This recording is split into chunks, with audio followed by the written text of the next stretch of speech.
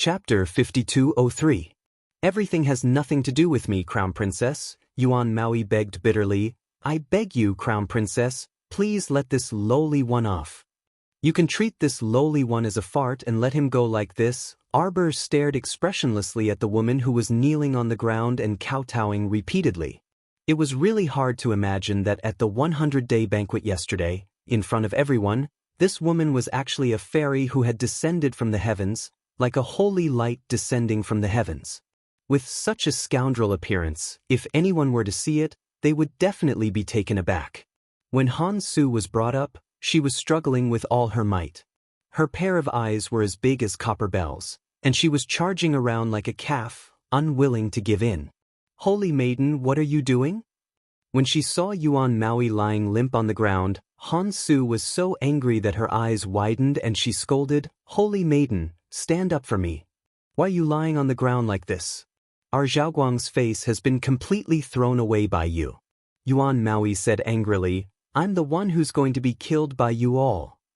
If you didn't make me go to the Qiao Estate's entrance to act out that scene, how could I possibly be so unlucky? Isn't it good for me to stay at home and eat well? Why would I have to suffer in prison? Han Su, you were the ones who made me do this. Explain yourself to the Crown Prince Consort. Don't drag me down with you. Han Su couldn't help but laugh at her scoundrel appearance. This woman was originally recruited by the organization because of her beauty and the fact that it was a little interesting when she pretended to be a holy maiden. But now, she was covered in grease from head to toe and looked like an auntie on the streets. Even the only advantage of her beauty was gone. It's still hard to say who's dragging who down with you. Han Su couldn't help but scold. If the organization wasn't kind enough to take in a wandering beggar like you back then, would you be able to eat well and drink well? Right now, you're still on the streets with a family of beggars, continuing to starve. Why don't you think about who gave you the good days you're having now? Your whole family can live in a big house and eat white rice now. Who gave you the benefits? You're really an ingrate. Now that something has happened, all you want to do is shirk responsibility. What did you say? Han Su, you damned girl, you actually dare to speak to me like this? Yuan Maui pounced forward furiously, each pouncing accurately. Unfortunately, this person was also quite comical. How could he be Han Su's match when he was so weak? She was slapped to the ground by Han Su. Arbor couldn't be bothered to watch the two of them fight, so he gave a look to the two secret guards beside him. He ordered his men to drag the two of them away and throw them to the side. Han Su cursed and kicked Yuan Maui again and again. Yuan Maui, who had his hair pulled and beaten by Han Su, looked even more miserable now. If an outsider did not mention it, at first glance, they would really think that she was a beggar on the street. How could they connect her with the glamorous holy maiden of bright light from yesterday? Arbor was speechless as he looked at the two of them. With a wave of his hand, he had someone bring in Aunt Fei whom he had met yesterday. From the looks of it, Yuan Maui and Han Su weren't as calm as Aunt Fei. Arbor couldn't be bothered with them and turned to talk to Aunt Fei. This Aunt Fei's personality was rather calm and she answered very quickly. Chapter 5204. No matter what Arbor asked, she would obediently answer. It seemed like she was really cooperating. Aunt Fei was very clear that she had to cooperate. If she didn't, she could only cooperate. After all, the life and death of her group was in the hands of the little crown princess. And she, Aunt Fei, admitted that she wasn't that old. After so many years, she still hadn't lived enough. Naturally, she didn't want to die in this capital governor's residence for no reason. This servant used to be a member of the Pill Hall. Aunt Fei answered very honestly. It was only because I had to help cultivate the sacred wood that I was transferred to the Radiant Light. Arbor had already guessed that the Radiant Light and Heavenly Fortune were related. Now that he heard Aunt Fei's words, he once again confirmed his guess. Who didn't know about the flying heaven burrowing earth plucking stars concealing moon chasing sun hall? Adding in the Talisman Incantation Hall and the Pill Hall, Heavenly Fortune had a complete set of pill talisman techniques. Han Su is also a member of the Pill Hall, Aunt Fei said. Hearing this, Han Su's face instantly darkened. Aunt Fei, are you tired of living? However, Aunt Fei only said indifferently, I've never been tired of living. Everything I do is to save my own life. Save your own life? Han Su couldn't help but sneer. Aren't you worried that you'll be punished by others if you speak too much nonsense now? I'm worried. Aunt Fei nodded. But what did I say? I only told the Crown Princess that I'm a member of the Pill Hall. She didn't clearly state where the Pill Hall belonged to. Han Su was so angry that she laughed. She stared coldly at Aunt Fei. The saint said that you're not of the same mind as us. Sure enough, he wasn't wrong. From the start, you never thought of working together with us.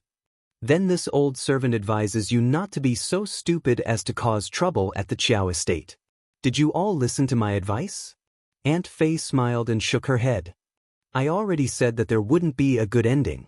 Also, I didn't receive any orders from above to go to the Qiao estate to put on such a strange show. Han Su was furious. This was an order from the saint, an order directly given to me. What? You don't even care about saints now, do you? Aunt Fei only shook her head and said faintly, I can guarantee that even if the two of you return after completing the mission, you will be cleaned up. Do you believe me? Han Su couldn't help but shudder. Her entire body trembled. Then she raised her eyes and glared at Aunt Fei. Don't make irresponsible remarks and threaten others. I won't be scared out of my wits just because you say a few words. Aunt Fei smiled and shook her head. Is that so? In fact, she was also very curious as to why the saint had given Han Su such an order. Just how great was the enmity between the saint and the young crown prince consort that he actually planned such a great show to ruin her reputation? Unfortunately, the little crown princess was still a powerful character. Such a small trick would not be able to make things difficult for her. In the end, the only ones who were at a disadvantage were the people from the Radiant Light Empire. The little crown princess had caught them by the tail and would never let them go again. The light was exposed. In the western suburbs of Dragonflame City, in an inconspicuous and dilapidated temple. Looking at the man sitting at the top, who was silently turning the teacup in his hand, Gu Yixuan hurriedly knelt on the ground and kowtowed several times. Chapter 5205. Family head, W at this lowly one said is all true, all true. I have the jade recording talisman as proof. Qin Hong glanced at him, and a man with a gloomy face standing beside him walked forward a few steps. He lifted Gu Yixuan up from the ground and snatched the jade talisman that he presented. Zhao Yi's words sounded from the jade talisman. Act tonight. Don't worry, junior sister, I will definitely get this heaven and earth reversal talisman for you. Wait for my good news. Qin Mu snorted. Go inform Luo He and tell him to be careful of the traitor. The gloomy man, Ziqing, turned and cupped his hands at family head Qin. He was about to stride out the door. Suddenly, the door was kicked open, and a gust of cold wind blew in, blowing up the broken branches and leaves on the ground of the ruined temple. Second young master, what are you doing? Scram. Without another word, Qin Xen gave Qin Grass a heavy slap on the face and pushed him to the side. Qin Grass was furious. He raised his hand to cover his left cheek and narrowed his eyes at the second young master's back. His gaze was full of hatred. His dissatisfaction with this second young master rose again and spread like weeds. The second young master was indeed very condescending. He was so rude and unreasonable to him, the number one eunuch by family head Qin's side. His attitude of being at his beck and call clearly treated him, Qin Grass, as a mere dog. Despicable. Young Master Omega Kotoku strode in. Behind him, Eunuch Wang Chung dragged a person in his hand like he was dragging a dead dog. There was a loud bang. Wang Chung smashed the person he was dragging to the ground, eliciting a pained cry. Family head Qin, who was sitting at the head of the table, stared coldly at the scene before him with a dark expression. With a deep shout, family head Qin forcibly suppressed the anger that surged into his heart. Second brother, what are you doing? Eldest young Sir Qin, who didn't mind the commotion, chuckled as he strode through the door. He cocked his head and stood at the side, unruffled in the midst of chaos, obediently becoming a spectator. He didn't say anything and just looked at his father with a faint smile on his face. When family head Qin saw his expression, he became even angrier. Both of his sons were very outstanding, but the problem was that they had never truly treated him as their father. No matter what they did, they had to go against him, as if everything he did to them was wrong. Damn it. Family head Qin calmly glanced at his two sons before his gaze landed on the man lying on the ground and wailing. The man's legs were crippled, and he was now lying there half-drooping, like a dying dog. "Why did you drag Patriarch Mu here?" Qin Yi asked coldly. "Oh my, is this really the Mu family head of our dignified talisman aristocratic family? Ayaya, long time no see, you've really changed a lot." A light laughter came from the side. Family head Qin coldly glanced over. Deputy Hall Master Tu Wei, who was originally standing at the side, couldn't help but purse her lips and shut her mouth. "It's been a while since I saw this Mu family head. He really is a capable person. Despite having two crippled legs, he can still work for his master. He really is a good dog blessed by the heavens." Tu Wei inwardly laughed and sized up Mu Jingfeng, who was half lying on the ground. Compared to his previous spirited and handsome appearance, this Mu Jingfeng was currently as shabby as an old man who picked up scraps on the streets. Oh my, this down-and-out appearance. Chapter 5206. If it weren't for the fact that his eyes were somewhat similar, Vice Hall Master Tu Wei simply wouldn't dare to recognize this person. In the past, Mu Jingfeng could be considered to be a good-looking man, but now, she couldn't bear to look at him. Mu Jingfeng was also considered a member of their hidden moon hall. However, ever since the previous failure to encircle and annihilate the Mu family and Mu Jingfeng's legs were burned by His Highness the Crown Prince, Tu Wei no longer had any intention of making use of this cripple. What good was a man whose legs were crippled and could no longer stand up useful?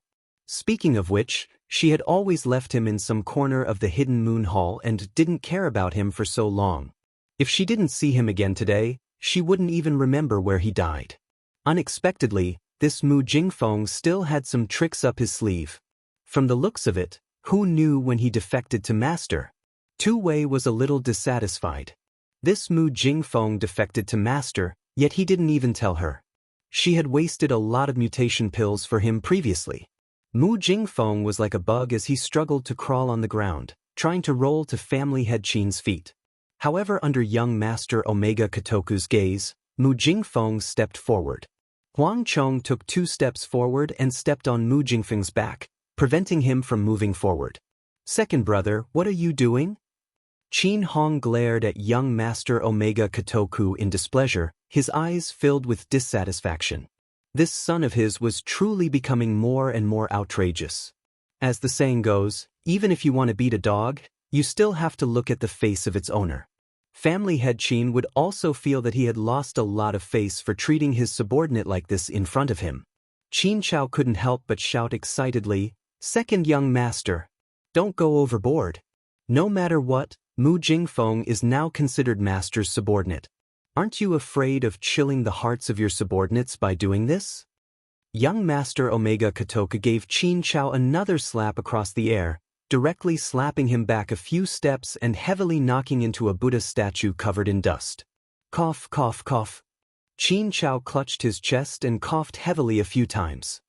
He felt that young Master Omega Kotoku's palm strike was as heavy as 1,000 caddies, as if a huge mountain was covering him. His chest was about to split open. "Tisk, why don't you just stay by the side? Why do you have to talk so much nonsense?" Eldest young master waved the fan in his hand and added with a smile. Qin Grass secretly clenched his teeth, clutching his chest that was about to shatter. He coughed heavily a few times and retreated. Family head Qin's eyes involuntarily narrowed. Filled with anger, he glared at his son and said, "What are you going to do?" "Father, I told you not to provoke her." Family head Qin was furious. "How did I offend her? Which eye of yours saw me provoking him?" On the other hand, the Imperial Court has been suppressing us, the Heavenly Fate Society, every day.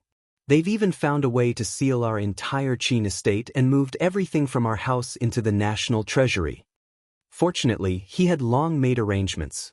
Before the Crown Prince and the young Crown Princess returned to Dragonflame City from the River of Forgetfulness, He had already ordered people to move all of the estate's valuables back to the headquarters. Even so, those large items, as well as property deeds, were all confiscated. Their losses were disastrous.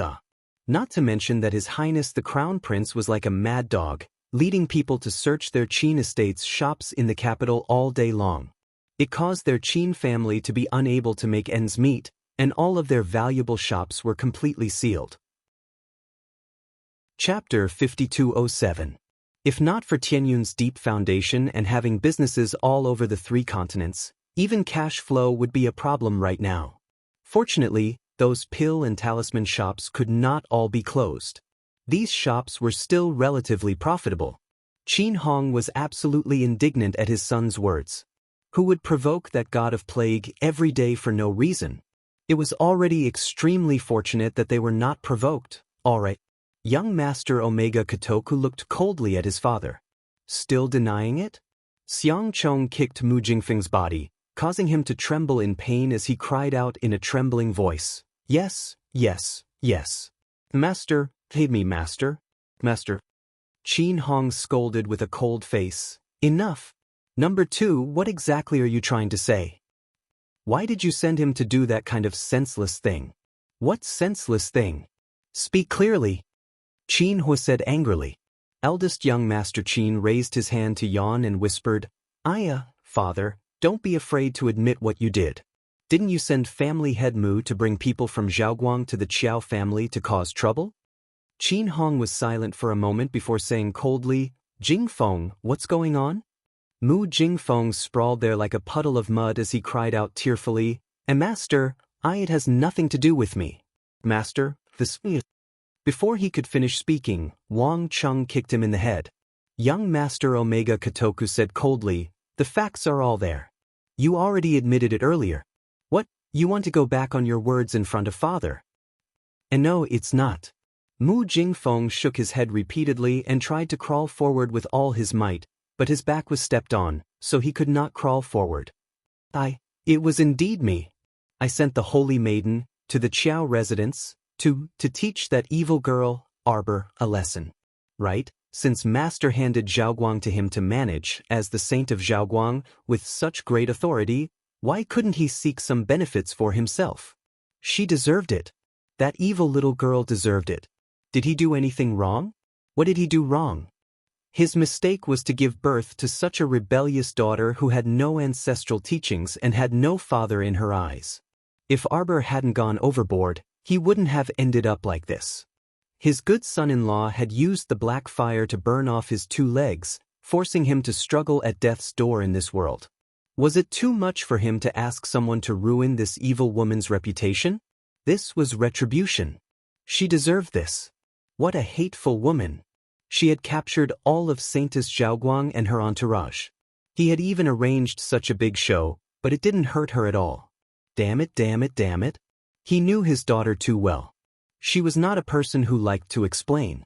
He asked Sacred Maiden Zhaoguang to bring a group of people to the Qiao residence to cause a ruckus, publicly pointing out that this evil woman was related to the upper echelons of Tianyun.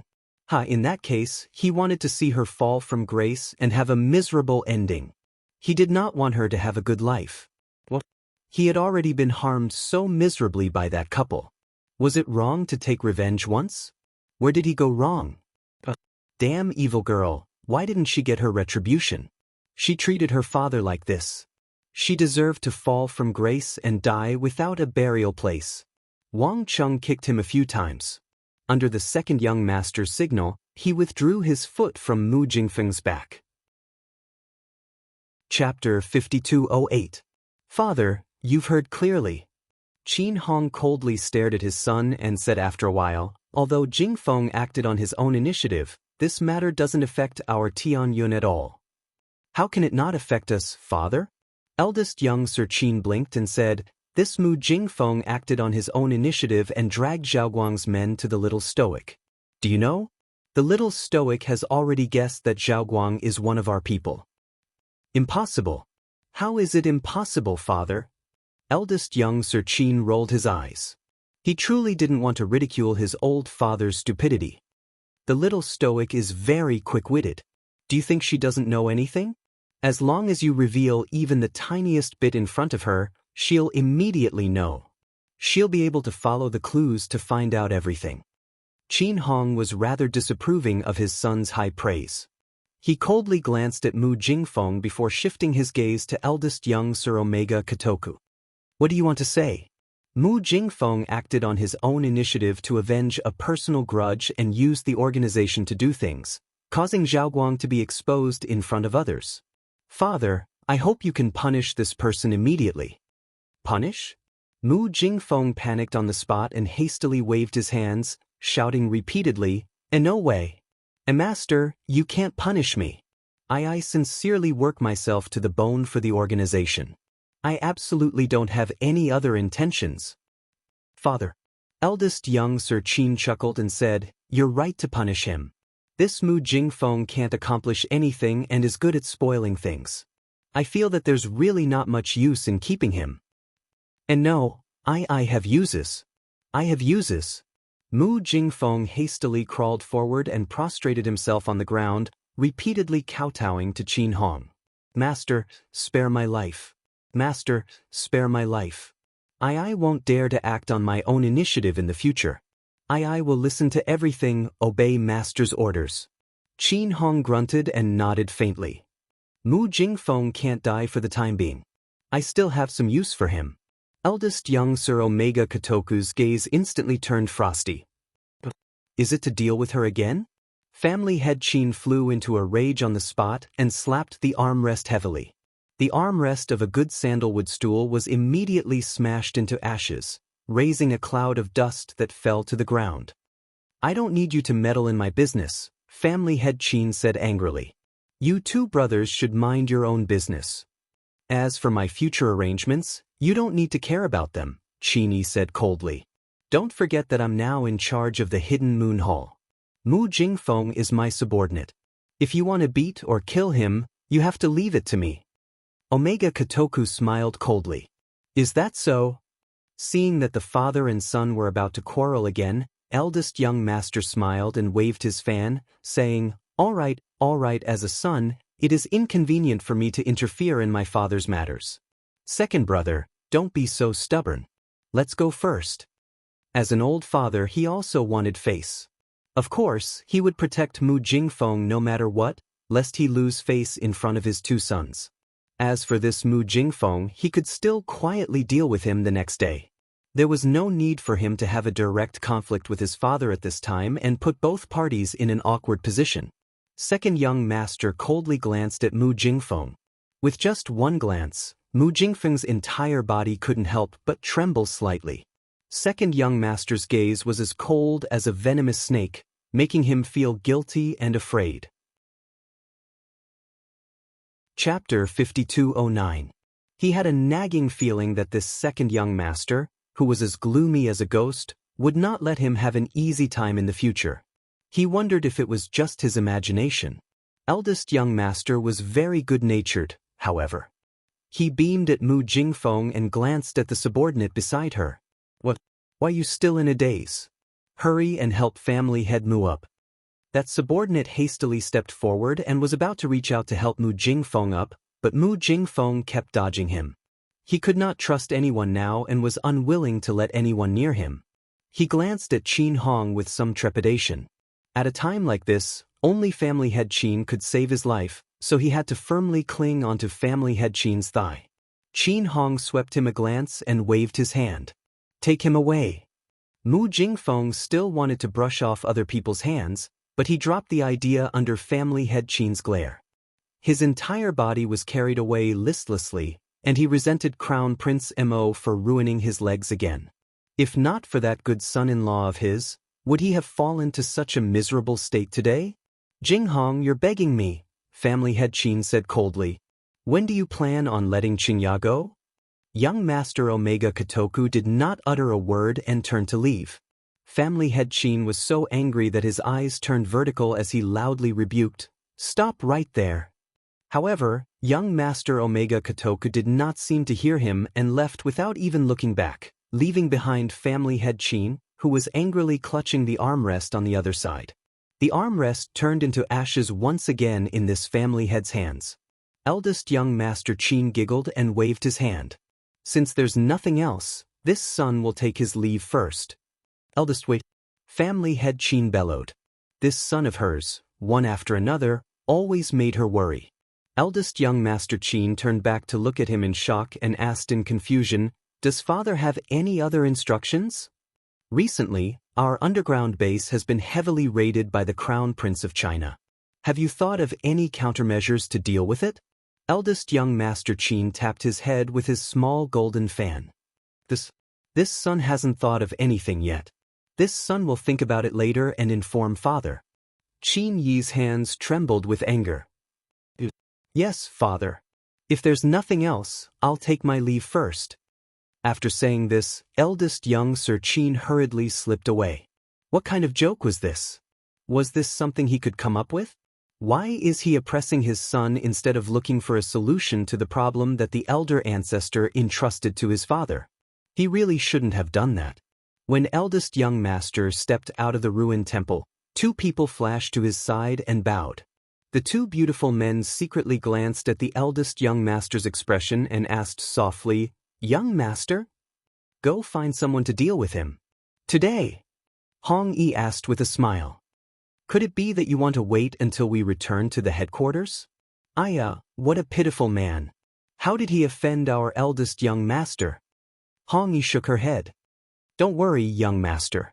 I will give you good news in the next 2 days." "Wait." Eldest young Sir Qin suddenly called out to Red Coat, who was about to leave. "Who is that?" Following eldest young Master Qin's finger, Hong Yi frowned and said with a laugh, "Oh, that person seems to be the Gu family's young Master Gu. Young master doesn't recognize him? You've met him during past experiential training or banquets." Chapter 52:10. How could I possibly know that kind of idler? Eldest young Sir Qin rolled his eyes irritably. What Gu family, what Gu family's young master? How could someone from that kind of second-rate patrician family enter eldest young Sir Qin's eyes? Hong Yi couldn't resist twitching his mouth, and he nodded exasperatedly. Yes. Eldest young sir, what kind of person are you? How could you possibly remember that kind of young master from a last-rate patrician family? Of course, there's no need to remember him. Eldest young Sir Qin hummed in response and swept that person a glance. What did he come here for? Hong Yi and Qing Xing looked at each other before replying in unison, "This subordinate will go investigate right away." These people were really worried about him. They always waited for him to give them instructions before they knew how to act, and they never said they wanted to act before him. Don't you think it's hateful? When Emolien returned at night, Arbor recounted the interrogation of Yuan Maui to Emolien. It's indeed hateful. Emolien nodded. If Zhaoguang belongs to the Heavenly Fate Society, then this matter is very clear. They want to use Zhaoguang to make a name for themselves and then swindle some people into joining. In the end, they can openly use these people as medicinal primers and test subjects. Arbor nodded. I also think so. The little stoic gnashed her teeth. They're truly incomparably hateful. They always act as they please. These people use the banner of resisting the Heavenly Fate Society, but they're actually big liars. If we can deal with them. Dealing with them is only a trivial matter, Emolien said after pondering for a moment. The most important thing is to expose this organization's true colors to the world. Jojo, although you don't care what outsiders say about you, I don't care about you. But I don't like them splashing dirty water on you. I hope that everyone can understand that this Zhaoguang is the Heavenly Fate Society's subsidiary organization. Its existence is to deceive everyone. Emolien grasped the little fellow's hand. Don't worry, I'll investigate first. When the time comes, I'll bring people to wipe out their nest in one fell swoop. After all, at present, Zhaoguang still had a very outstanding reputation among the people. If they rashly attacked and killed them, it would seem that their side was unreasonable. If you put all the evidence under the sun, no one will dare to say anything. He didn't like to hear that his wife was fierce and heartless. His wife was the softest person in the world. The little crown princess blinked her eyes and rubbed against him. Emolien lowered her head and touched her belly. She couldn't help but laugh. Jojo, I think you look like a ball now. What? How dare you call little master fat? Chiu suddenly jumped out of the star domain and bounced back and forth on Prince Mo's shoulder. You're done for, Your Highness. Do you know that if you offend my little master, you'll be out of luck? Arbor was speechless. Shut up. Master, Your Highness said you're fat. Chiu turned his head and cried out pitifully. I'm reprimanding him for you. Mo Lien couldn't help but be amused and annoyed. She reached out and poked Chiu. What do you know? I haven't finished speaking. I wanted to say that even if my wife turns into a ball, she'll still be the cutest ball in the world. Chiu made a face at him and pretended to be serious. Sweet words.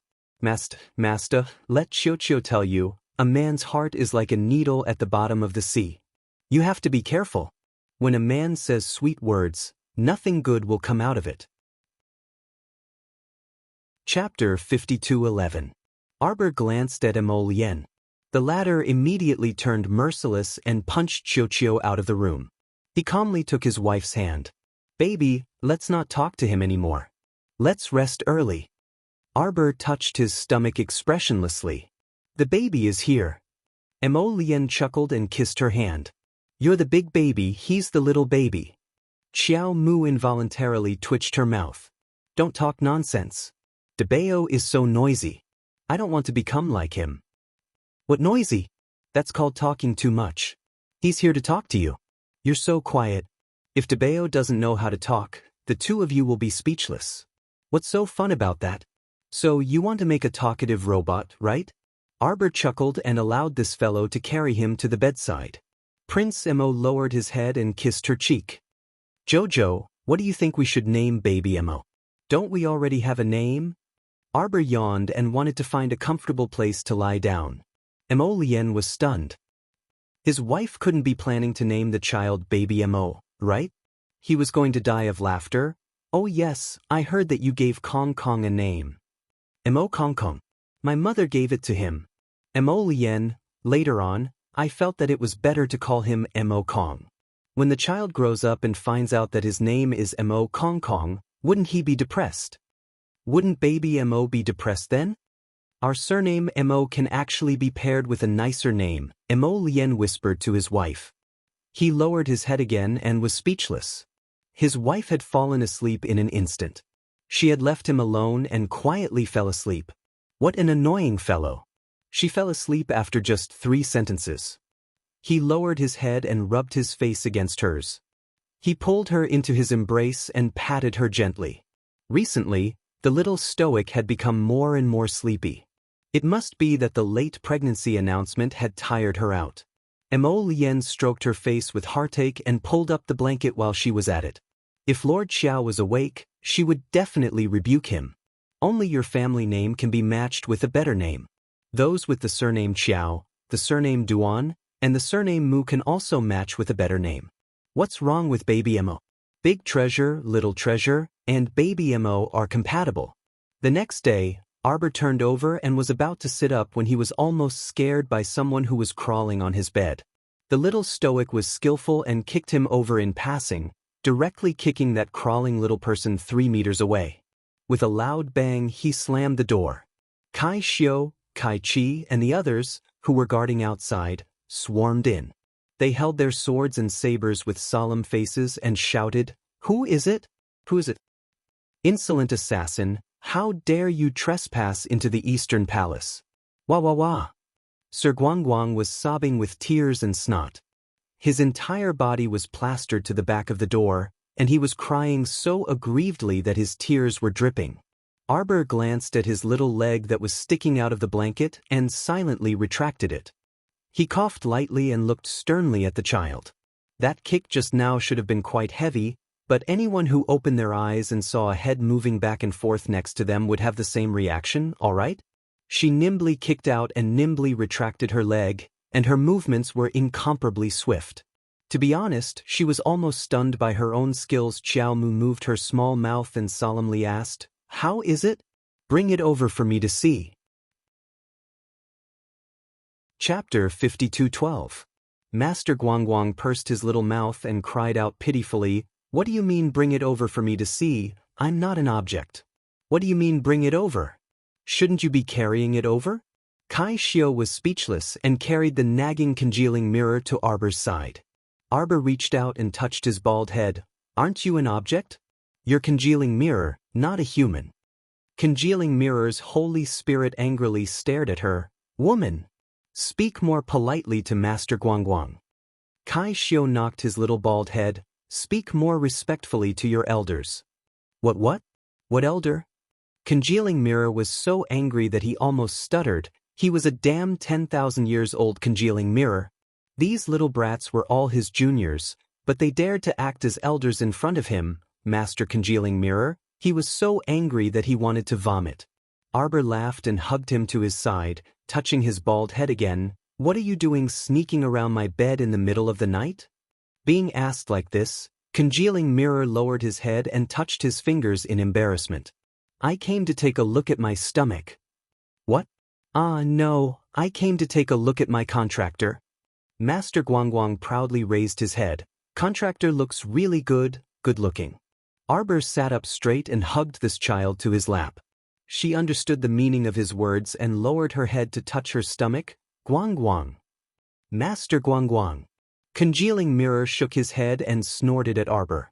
Arbor speechlessly looked at him. Master Guangguang, I have a question to ask. Guangguang proudly raised his head. For the sake of benefactress's good attitude, say it. Xiaomu gave him a light smack. Speak properly. Why did benefactress come? Whenever she heard the words benefactress, her head would hurt. Guangguang also looked depressed. Not knowing if it was because he had been spending too much time with that little monk recently, benefactress heard it and inexplicably called benefactress. Women, call me auntie. Arbor rudely rubbed his little face. What? Guangguang turned pale with fright. You want me to call you aunt? Holy shit, he was a 10,000-year level light condensing mirror holy spirit, and he actually had to open his mouth and call this 17-year-old child aunt? You must be joking.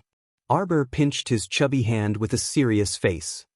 If you dare to yell again, I'll beat you until you start doubting your life. Lord Guangguang's round face was completely puffed up. You woman, you, puh. Wah, you really hit me. Lord Guangguang cried out miserably.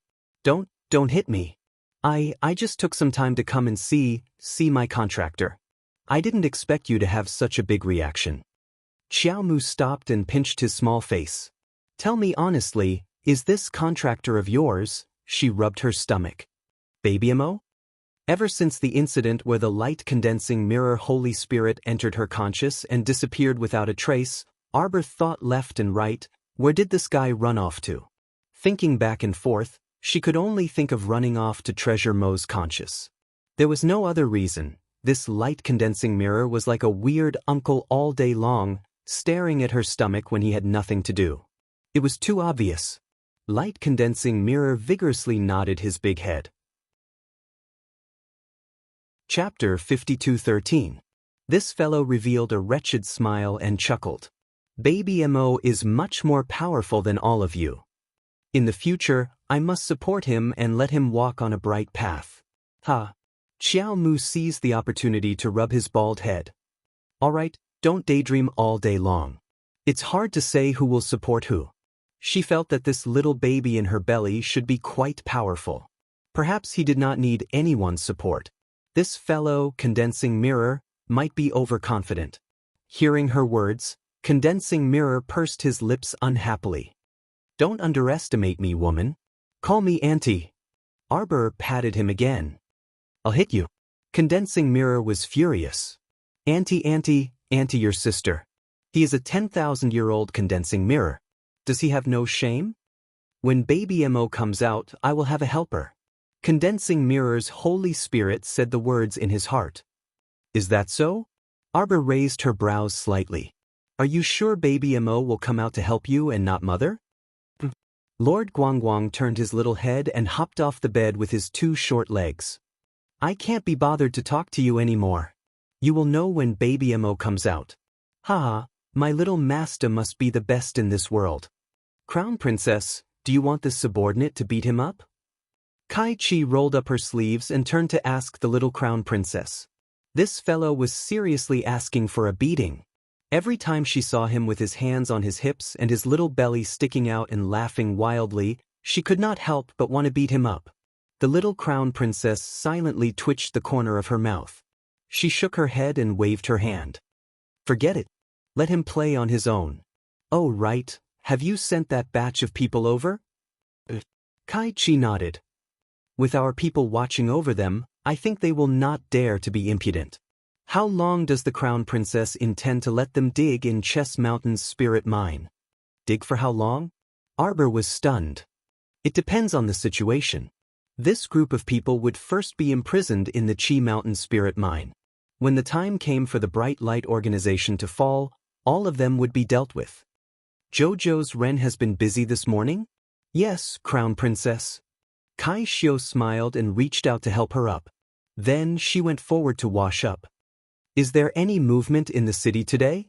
Yesterday, it was said that the second miss of Count of Huainan's mansion sneaked back from Tiyun Nunnery and was kicked out by the first madam. That second miss has stayed in Tiyun Nunnery for 3 months, hasn't she?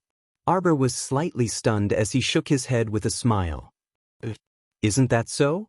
Kai-Chi answered with a smile. Madam of Count Huainan said that second miss didn't know the rules and ran out of Tiyun Nunnery without permission, so she punished her by kneeling at the gate. The little crown princess's hand that was holding the towel paused. Ah, you're still kneeling at the gate? She's kneeling. Kai-Chi smiled. It seems that the first madam really dislikes her. How could she be disliked? The poison in her body was finally cured. Naturally, she would take some measures to deal with Madame Bao and her daughter. Moreover, His Majesty's imperial edict happened to be here. The first madam was a smart person and naturally knew how to deal with that concubine's daughter.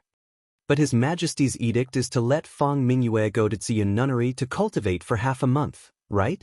Kai-Chi covered her mouth and smiled. But His Majesty added that if she can't learn the rules and wash away her hostility, she's not allowed to return to the capital. Chapter 52:14. Now, the Countess of Huainan insists on saying that second Miss Feng is full of evil energy and has to continue cultivating in Tiyun Nunnery. Kai Shio couldn't help but laugh. That poor second concubine is also kneeling at the door with her daughter, begging First Madam to open the door. Arbor shook his head. It was indeed amusing. The capital had been silent for so long. Finally, there was something to talk about over tea. The entire capital seemed very lonely under the night wind and cold rain. The ruined temple on the western outskirts, however, was emitting waves of blood-curdling screams. Mu Xiaoxue, who was wearing a white undergarment, was dragged to the ruined temple. She was so scared that her face was pale. Her eyes were darting around, and her hair was standing on end. When she saw the man who was beaten badly and hung on the beam in the ruined temple, Mu Xiaoxue almost fainted. Eldest senior brother? It was Zhao Yi. Zhao Yi was stripped naked and hung on the beam, spinning back and forth in the air. He looked very frightening. The skin on his back had been beaten to a pulp, and there wasn't a single part of him that was intact. Mu Xiaoxue was so frightened that she fell to the ground with a thud. Father, father, father. No, she had to go back and find father. She had to send a message to father. Yes, she had to send a message to father. Mu Xiaoxue wasn't so stupid that she couldn't be saved. At least, she remembered that she had to ask Father Mu Jinghong for help in this situation. She didn't know what was going on, but she had a faint premonition. Did eldest senior brother end up like this because he was caught red-handed trying to steal Luo He's Jiankuan reversal talisman? That's why he was hung from the roof beam like this and was beaten black and blue all over. She felt that her guess was very close to the truth, especially when she looked up and saw the gloomy man sitting above. When she recognized him as family head Qin, the bad premonition in her heart became more and more serious. And standing next to family head Qin was a young man with a pale face who looked like a gloomy wind. Who else could it be but Luo He? Since Luo He was here, it meant that Zhao Yi had really tried to steal the talisman. As expected, he had been caught red-handed by Luo He. Mu Xiaoxue waved her hands frantically, trying to clear her name. No, it's not me, it's not me. It has nothing to do with me, eldest senior brother, eldest senior brother.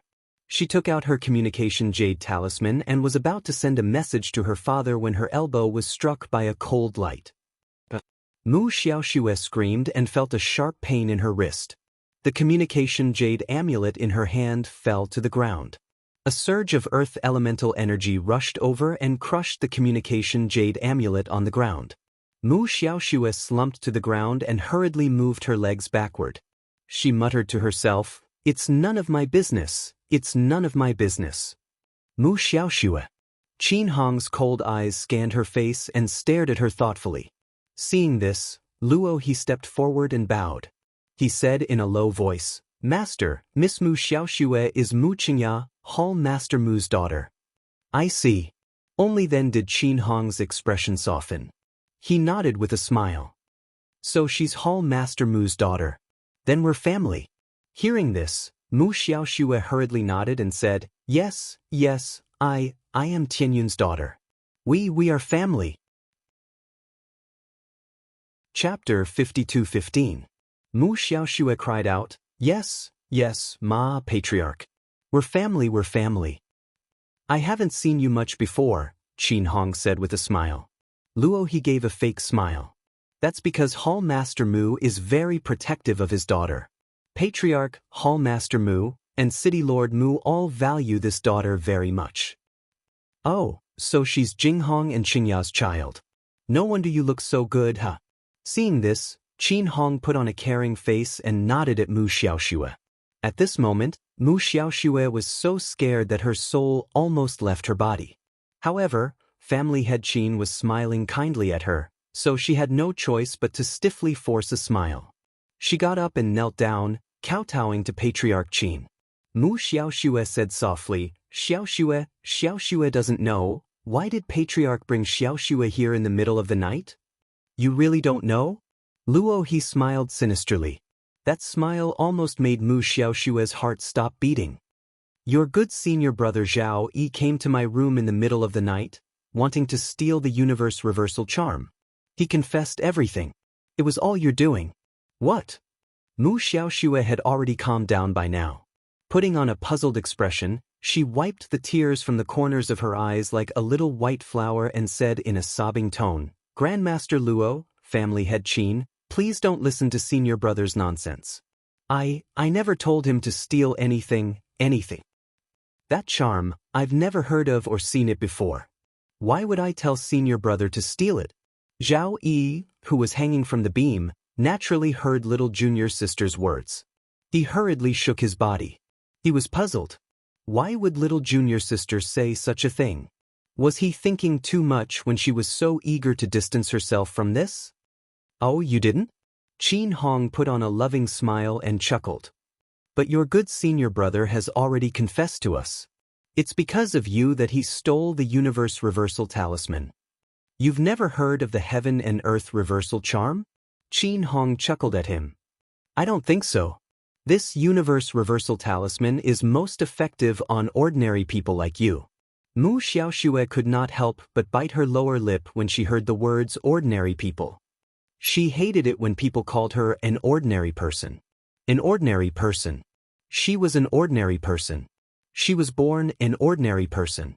Moreover, she was an ordinary person who had no hope of ever becoming an ordinary person. Patriarch Qin. Mu Xiaoxue wiped her tears and cried, I really didn't ask senior brother to steal. Qin Hong waved his hand at her, indicating for her to continue listening. This heaven and earth reverse talisman can steal a cultivator's luck and fortune. It is indeed a good talisman.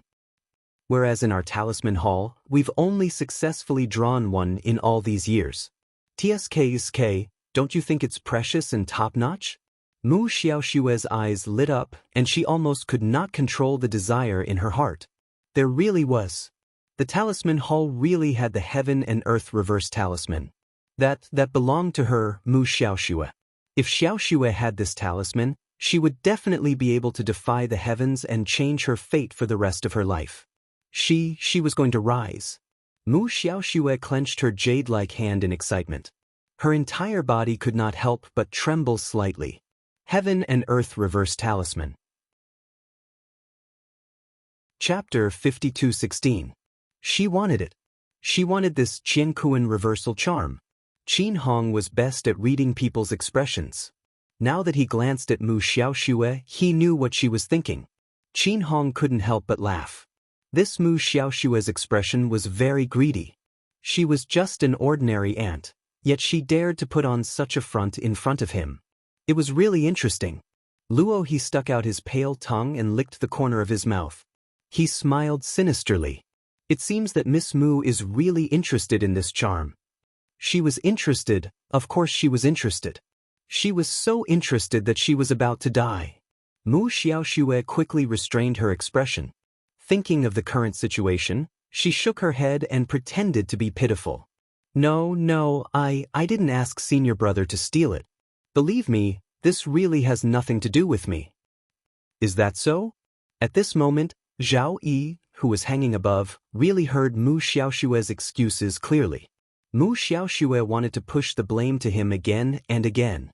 Even if Zhao Yi was a fool, he finally understood what was going on. Mu Xiaoxue wanted him to take the blame alone and didn't care about his life at all. Junior sister, how can you do this? Zhao Yi roared, but a whip lashed out at his legs, causing him to howl in pain. Mu Xiaoxue was so scared that her face turned pale. She clutched her chest with both hands and cried softly and pitifully, "Senior brother, don't accuse me wrongly. I know you want to drag me down with you. You want to attract my father's help. But at this time, father won't come to help me. Useless man. You can't even steal a charm. Don't drag me down with you if you want to die." Mu Xiaoxue roared angrily in her heart, but on the surface, she pretended to be scared. Zhao Yi was so angry that he kept swinging his legs, his body swinging back and forth in the air. "Mu Xiaoxue, how dare you treat me like this, Mu Xiaoxue? Who am I doing this for? Who am I doing this for?" Mu Xiaoxue gritted her teeth in anger. This stinky man, if he was really doing this for her, he wouldn't have betrayed her when he was in trouble. This useless stinky man still wanted to drag her down with him. She was not going to die with him. As long as she refused to admit it, even family head Qin and Great Master Luo would have to be reasonable. She was the biological daughter of Hall Master Mu and City Master Mu. Before killing her, they should at least consider their father and mother first, right? As Mu Xiaoxue thought about it, she felt as if she had taken a calming pill. She calmly knelt there and said obediently, Master Luo, I was really wronged. I never asked senior apprentice brother to steal a universe reversal talisman for me. In that case, it was your senior brother who wanted to steal this talisman to please you? Luo he asked as he glanced at Mu Xiaoxue with a gloomy expression. Mu Xiaoxue, on the other hand, knelt obediently and did not say a word. Although she didn't say anything, her silence indicated that she agreed with Luo He's statement. It was Zhao Yi himself who wanted to please her. That was why he came to steal the amulet. She did not instruct him to do so. She didn't do anything. She was just a little white flower drifting about. How could she instruct others to do this and that? Senior apprentice brother Zhao had completely misunderstood her intentions. He didn't have the ability and still wanted to steal a charm from Great Master Luo. What else could he do when he was caught red-handed? Chapter 52:17. Just obediently accept the punishment. Why did he have to expose Xiao Shui? Could it be that two people being punished together would be more comfortable than one person being punished? Luo he stared at Mu Xiaoxue with a gloomy expression. After a long time, he laughed out loud. This woman really dared to say anything. She was indeed Mu Qingya's daughter. She was cunning and selfish enough to give up on everyone around her when something happened. Zhao Yi couldn't accept it and shouted angrily, Xiao Shui, why are you doing this to me? But Xiao Shui wanted him to be the scapegoat and he accepted it. But Xiao Shui's attitude, this attitude of wanting to cut ties with him, what was going on? Everything he did was for Xiao Shui's sake. In the end, did he have to tell her that everything was just a joke? Mu Xiaoxue didn't even look at Zhao Yi and knelt there obediently. She said with tears in her eyes, I hope Master Luo and Master Luo can help me. Alright. Master Luo laughed devilishly and opened his fingers. Suddenly, 5 attack talismans shot out from his 5 fingers. They instantly pierced through Zhao Yi's body. Zhao Yi struggled with all his might and broke free from the beam and fell heavily to the ground. He curled up his body and felt as if there was a big hole in his chest. There was a terrifying gust of wind violently blowing in from the outside. These 5 offensive talismans caused his already broken body to be unable to withstand this power. Instantly, it became riddled with holes. Zhao Yi fell right in front of the little white flower Mu Xiaoxue. Mu Xiaoxue was so frightened that she quickly stood up and took a few steps back. She really didn't expect Master Luo to be so ruthless and kill senior brother Zhao Yi in one move. She really didn't expect it. Master Luo wanted senior brother Zhao Yi's life? Seeing senior brother Zhao Yi crawling on the ground like a worm, Mu Xiaoxue's heart was filled with mixed feelings. She didn't want to kill senior brother Zhao Yi. How could she expect Master Luo to be so ruthless? Master Luo actually killed someone for a talisman. He killed senior brother Zhao Yi. Killed Mu Xiaoxue was so scared that her face turned pale. She retreated step by step and bumped into a dusty shrine. Scary. It was too terrifying. Grandmaster Luo actually killed someone. He killed senior brother Zhao Yi. Mu Xiaoxue had nowhere else to retreat to. She could only stick close to the old Buddha statue. Her eyes were filled with fear as she stared at Zhao Yi, who was squirming on the ground. There was not a single part of Zhao Yi's body that was still intact. As he crawled, he left a long trail of blood on the ground. He wanted to crawl to Mu Xiaoxue's side, grab her hand, and call her one last time. Although this junior sister of his had caused him to suffer in the end and even caused his death, he didn't want to hate her. He didn't want Zhao Yi tried to crawl forward, but the last thing he saw was Mu Xiaoxue's face, which was twisted with fear and anger. His hand never managed to touch her. Mu Xiaoxue was so frightened that she climbed up the shrine and stayed far away from him, avoiding him as if he was the plague. In the end, Zhao Yi died under the shrine. He had died in this wretched temple of Qifeng. Seeing this, Mu Xiaoxue heaved a sigh of relief. Now that Zhao Yi was dead, the crime of theft would naturally fall on the dead man's shoulders. She was Mu Xiaoxue, the young miss of the City of Shadows. In this lifetime, she couldn't bear the slightest bit of stigma. Besides, she was innocent. Chapter 52:18. Even if it was just a small theft, she wouldn't allow it to tarnish her reputation. No, absolutely not. It seems that Miss Xiaoxue is relieved. Luo he smiled mischievously at Mu Xiaoxue. Mu Xiaoxue's slight smile instantly froze on her face. Qin Hong immediately waved at her and put on a kind expression. Miss Xiaoxue, then, how about we make a deal? What? Mu Xiaoxue nervously stood close to the shrine, one hand tightly gripping the small offering table behind her. On this gloomy night, inside a dilapidated temple, she was the only one who had to face family head Qin and Grandmaster Luo. The people standing beside her were all their guards. She, Mu Xiaoxue, was alone and helpless. Even if she wanted to go back and get help now, it was too late. Now she could only take one step at a time and see what family head Qin had to say. Mu Xiaoxue very stiffly smiled at Qin Hong. Family head, if there's anything, you can just tell me. I am a member of Tian Yun. I will not hesitate to go through water and tread on fire for the organization. Haha. Qin Hong clapped and laughed. Xiaoxue is indeed a good child. Hall Master Mu is the backbone of our organization and has contributed a lot to our organization. Xiaoxue, you really want this universe reversal charm, right? While speaking, Qin Hong flipped his palm slightly and revealed a jade talisman flashing with purple light. Mu Xiaoxue's heart suddenly jumped. Her eyes lit up as she stared at the jade talisman in Qin Hong's hand. She asked with a trembling voice, Family head Qin Master, really? Is it? Of course, you can come over and touch it. Somehow, Mu Xiaoxue felt as if she was being carried by a string. Trembling, she walked to Qin Hong's side. She touched it, she really touched it.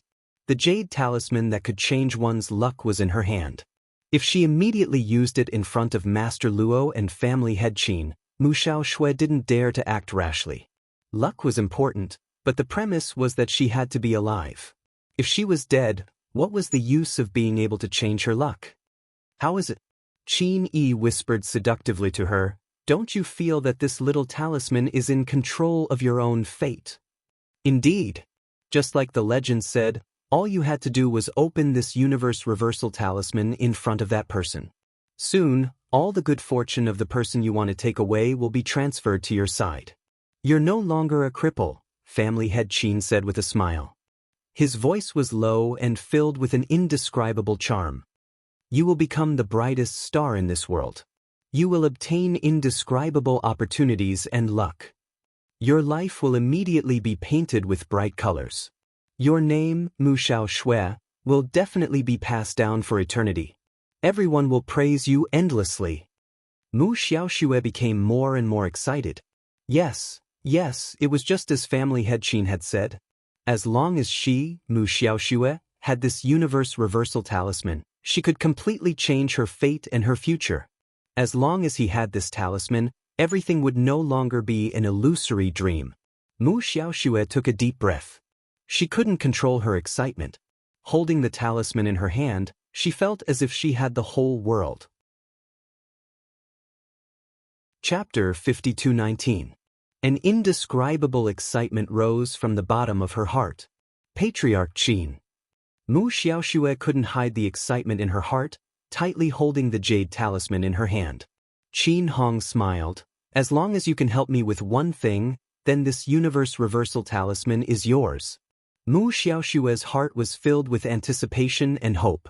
Her eyes completely lit up at that moment, as if they were illuminated by thousands of stars.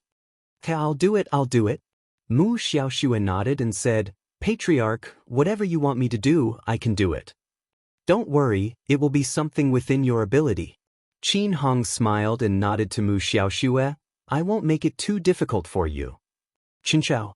Qin Chao's face was gloomy as he appeared beside Mu Xiaoshui like a ghost. With a perverted expression, he stuck to Mu Xiaoshui's back and sniffed. Mu Xiaoshui was frightened by him and screamed, shrinking her body and hiding beside Qin Hong.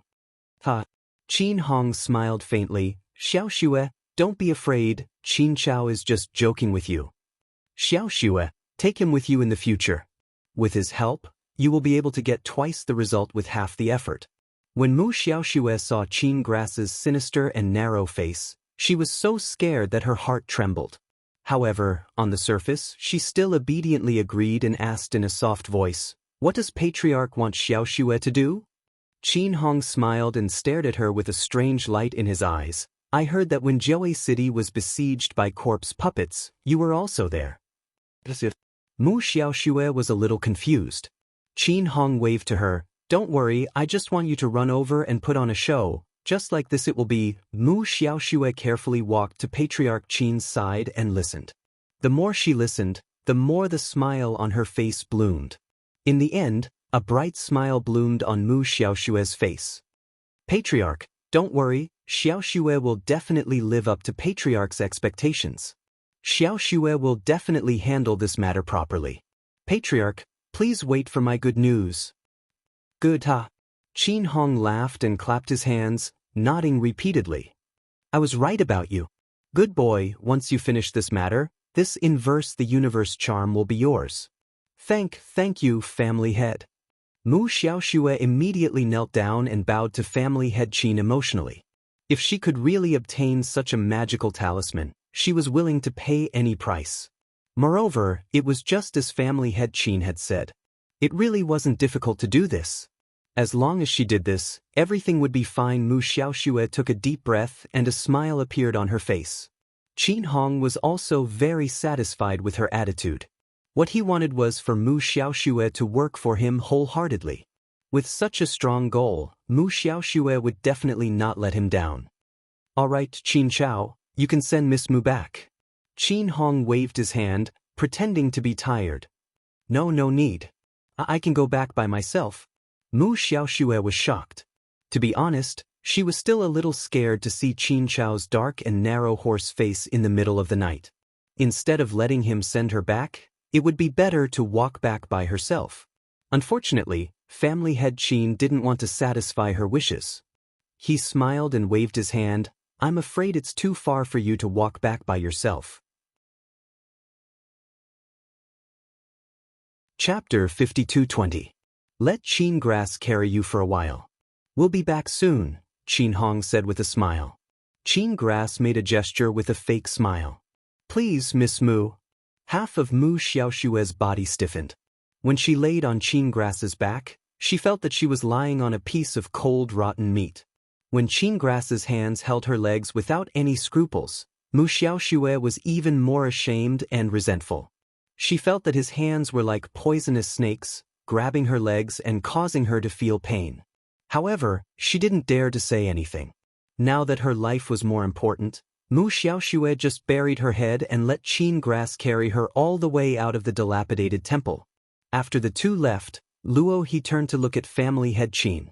Family head, you're giving Miss Mu a glimmer of hope so that she can risk her life for you. Qin Hong laughed out loud. So what? Luo he shook his head and smacked his lips. Miss Mu looks like a smart person, but I didn't expect her to be so stupid. You don't understand, Luo he. Qin Hong said with a smile, you don't know how an ordinary person feels when they see a glimmer of hope in front of them. Now that Mu Xiaoshue knows that she finally has a glimmer of hope to embark on the path of cultivation, become stronger, and become a powerhouse, don't you think she'll fight desperately for it? It's this talisman that gave her hope and a glimmer of light. Qin Hong's lips curled into a sly smile. Luo he shook his head and said with a smile, she doesn't know that this universe reversal talisman is just a half-finished product. Even the hall master said that the effect of this talisman would only last for 3 days. In other words, this talisman could indeed transfer someone's luck, creation, and everything else. However, once the time was up, everything would turn into an illusion and vanish into nothingness like a bubble. However, experiencing the path of becoming a powerhouse for 3 days would drive Mu Xiaoshue crazy. Before she got it, she would at most have fantasies. However, if one were to lose this kind of unparalleled power again after having it, Luo he shook his head. He didn't dare to think about what would happen to Mu Xiaoshue.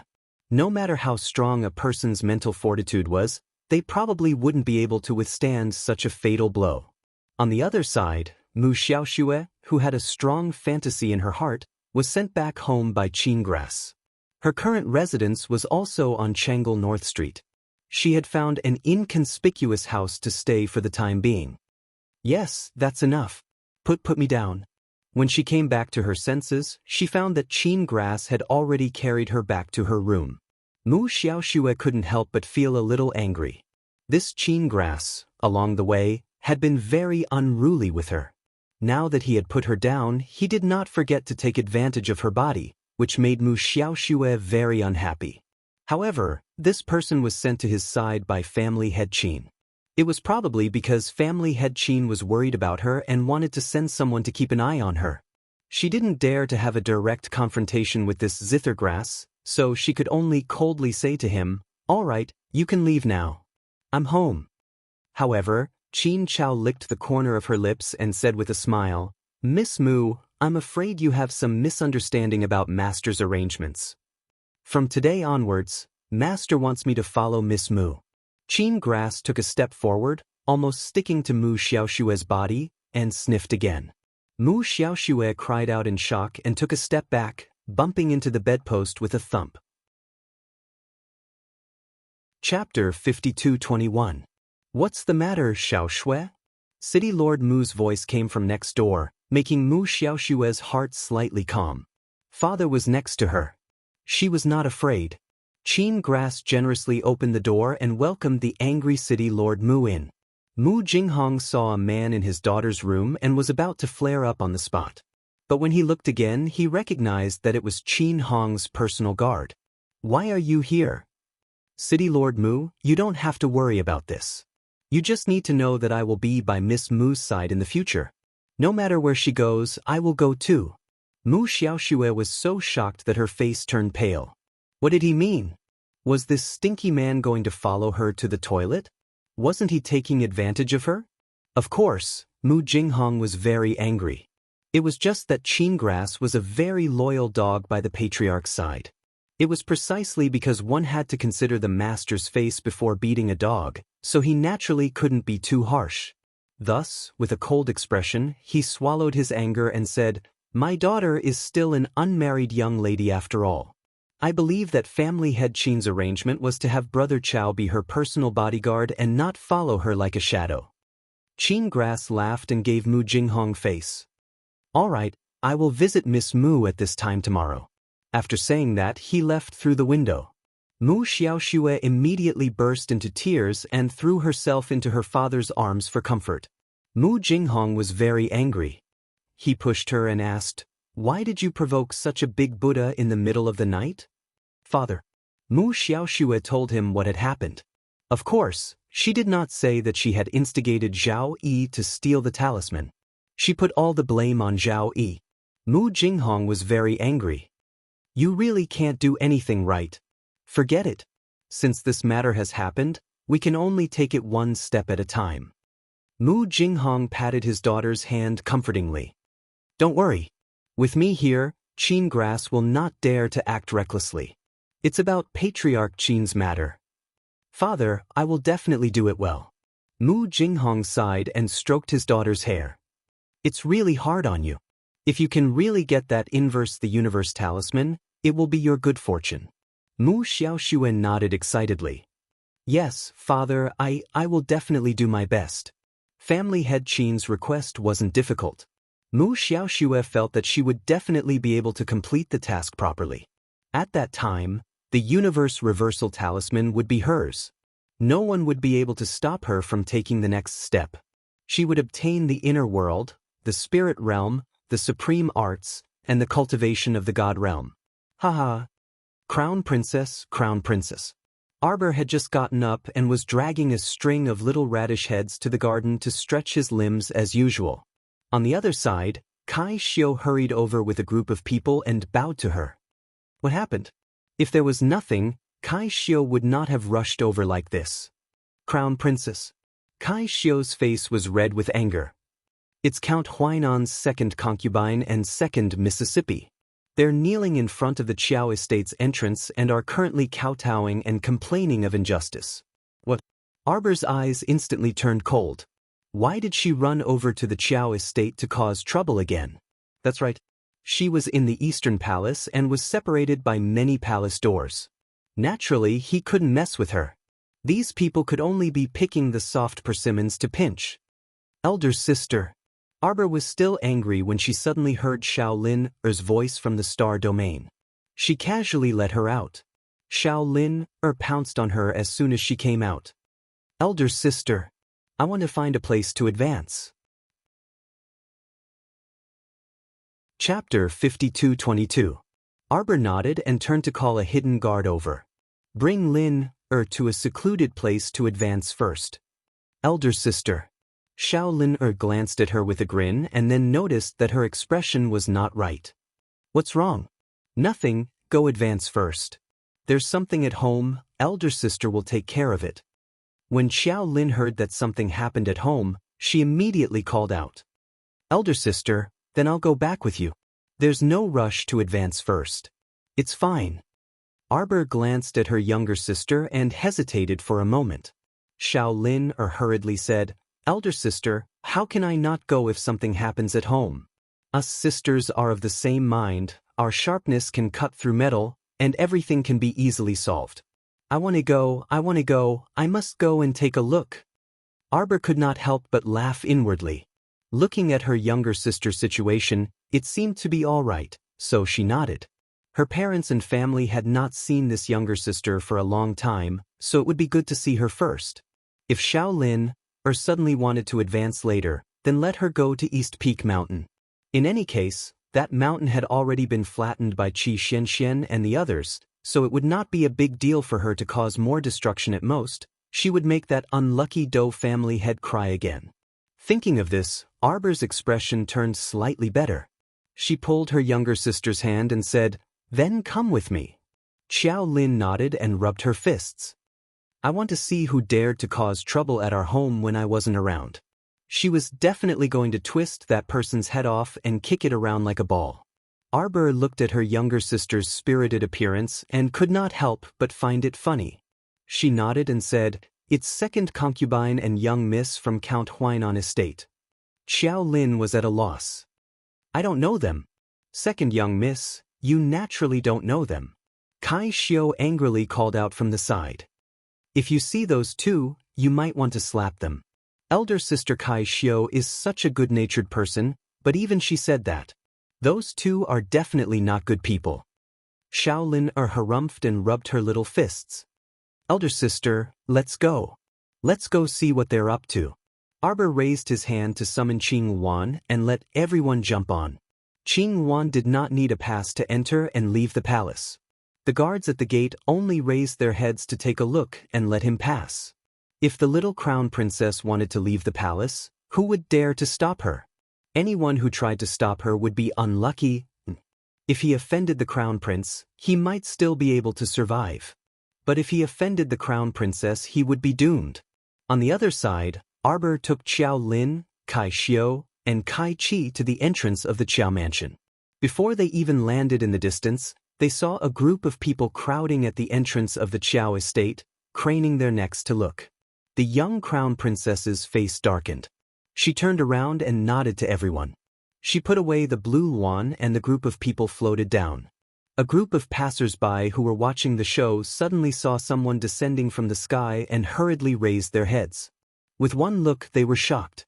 One person repeatedly shouted, "The crown princess is back! The crown princess is back!" Immediately, the people in front of the entrance scattered like birds and beasts. They ran in all directions like a swarm of bees, as if Arbor would slap them to death. Everyone took to their heels and ran faster than rabbits. Xiao Lin's mouth could not help but twitch. These people are quite tactful. How could they not be tactful? Your elder sister is so scary. Who would dare to blindly watch the show at the entrance of the Qiao estate? Chapter 52-23. After the crowd dispersed, they didn't go far, secretly hiding in the streets and alleys. Hiding in a corner, they squeezed their heads and slanted their eyes, continuing to watch the entrance of the Qiao estate. It's just that they didn't dare to approach. At the entrance of the Qiao estate, there really were two white flowers in full bloom kneeling, one old and one young. The two were kneeling side by side in front of the Qiao estate, wailing as if at a funeral, "What injustice, what guilt!" One voice at a time. Before Xiao Mu could flare up, Xiao Lin had already leaped forward and kicked that old white flowers back. "Whose family are you mourning at? Who let you come to our house to cry?" Wei Ziqin, who originally had an awkward expression, didn't know what to say to this second concubine mother of the Count of Huainan estate. Suddenly shouted at by her daughter, she hurriedly looked up, and her anger couldn't help but turn into joy. She saw her younger daughter holding her older daughter's hand, the two of them stepping through the door together. Xiao Lin supported Arbor's hand. Seeing that the little white flower was about to pounce on her older sister, she hurriedly kicked it away. "You dare to bump into my older sister's stomach? I'll kill you." Wei Ziqin hurriedly covered her younger daughter's mouth, hurriedly saying, "Young lady, don't fight and kill all the time." This daughter was really worrying. If she had a fierce reputation in the capital, how would she find a good family in the future? "Mother," Xiao Lin pulled down Wei Ziqin's hand, "I just came out of seclusion and you're already talking about me." Wei Ziqin couldn't help but smile and pat her hand. "You child, mother isn't talking about you, mother is worried." Forget it, forget it. Let's talk about this later. These two people from the Count of Huainan estate had to be dealt with first. It was really annoying to have them in front of the door. When these two womenfolk kneeled in front of the Qiao estate, Wei Ziqin could only tell the men in the family to hide in the rear courtyard to avoid a confrontation. Xiao Yao wanted to rush out with her sword, but she hurriedly stopped her. There was already a large crowd outside waiting to watch the show. If Xiao Yao really took out her sword to chop them, wouldn't the streets know tomorrow? Sister-in-law. When Xiao Lin saw Xiao Yao, she hurriedly ran over. "Aya, what did I miss in seclusion? Look, this is my little nephew?" Pini was hugging the tiger cub.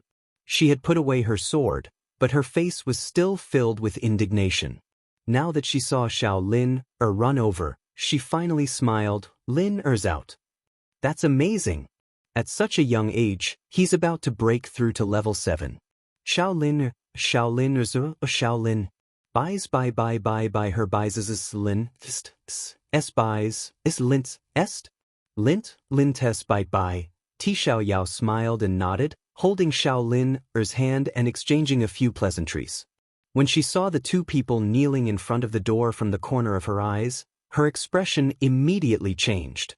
These two women actually dared to kneel in front of the Qiao estate and ruin their family's reputation? How hateful! I'll deal with it, Arbor said with a sullen face. This mother and daughter pair came for her, and it originally had nothing to do with the family. However, because of her, the family was implicated, and Arbor felt very apologetic. When Wei Ziqin saw her daughter's expression, she knew that she was thinking too much again, and hurriedly consoled, "Daughter, don't think too much. We're all family, there's no such thing as implicating." Chapter 52-24. Arbor nodded slightly. I know. She was in a bad mood when she saw this kind of thing. After all, 2 days ago, someone came to the 100-day banquet to make a scene because of her. Fortunately, she controlled herself and didn't kill them. Otherwise, wouldn't the 100-day banquet be stained with blood? She walked slowly to the two weeping women and said coldly, "Get up." Madame Bao Jr. trembled and quickly knelt in front of her daughter.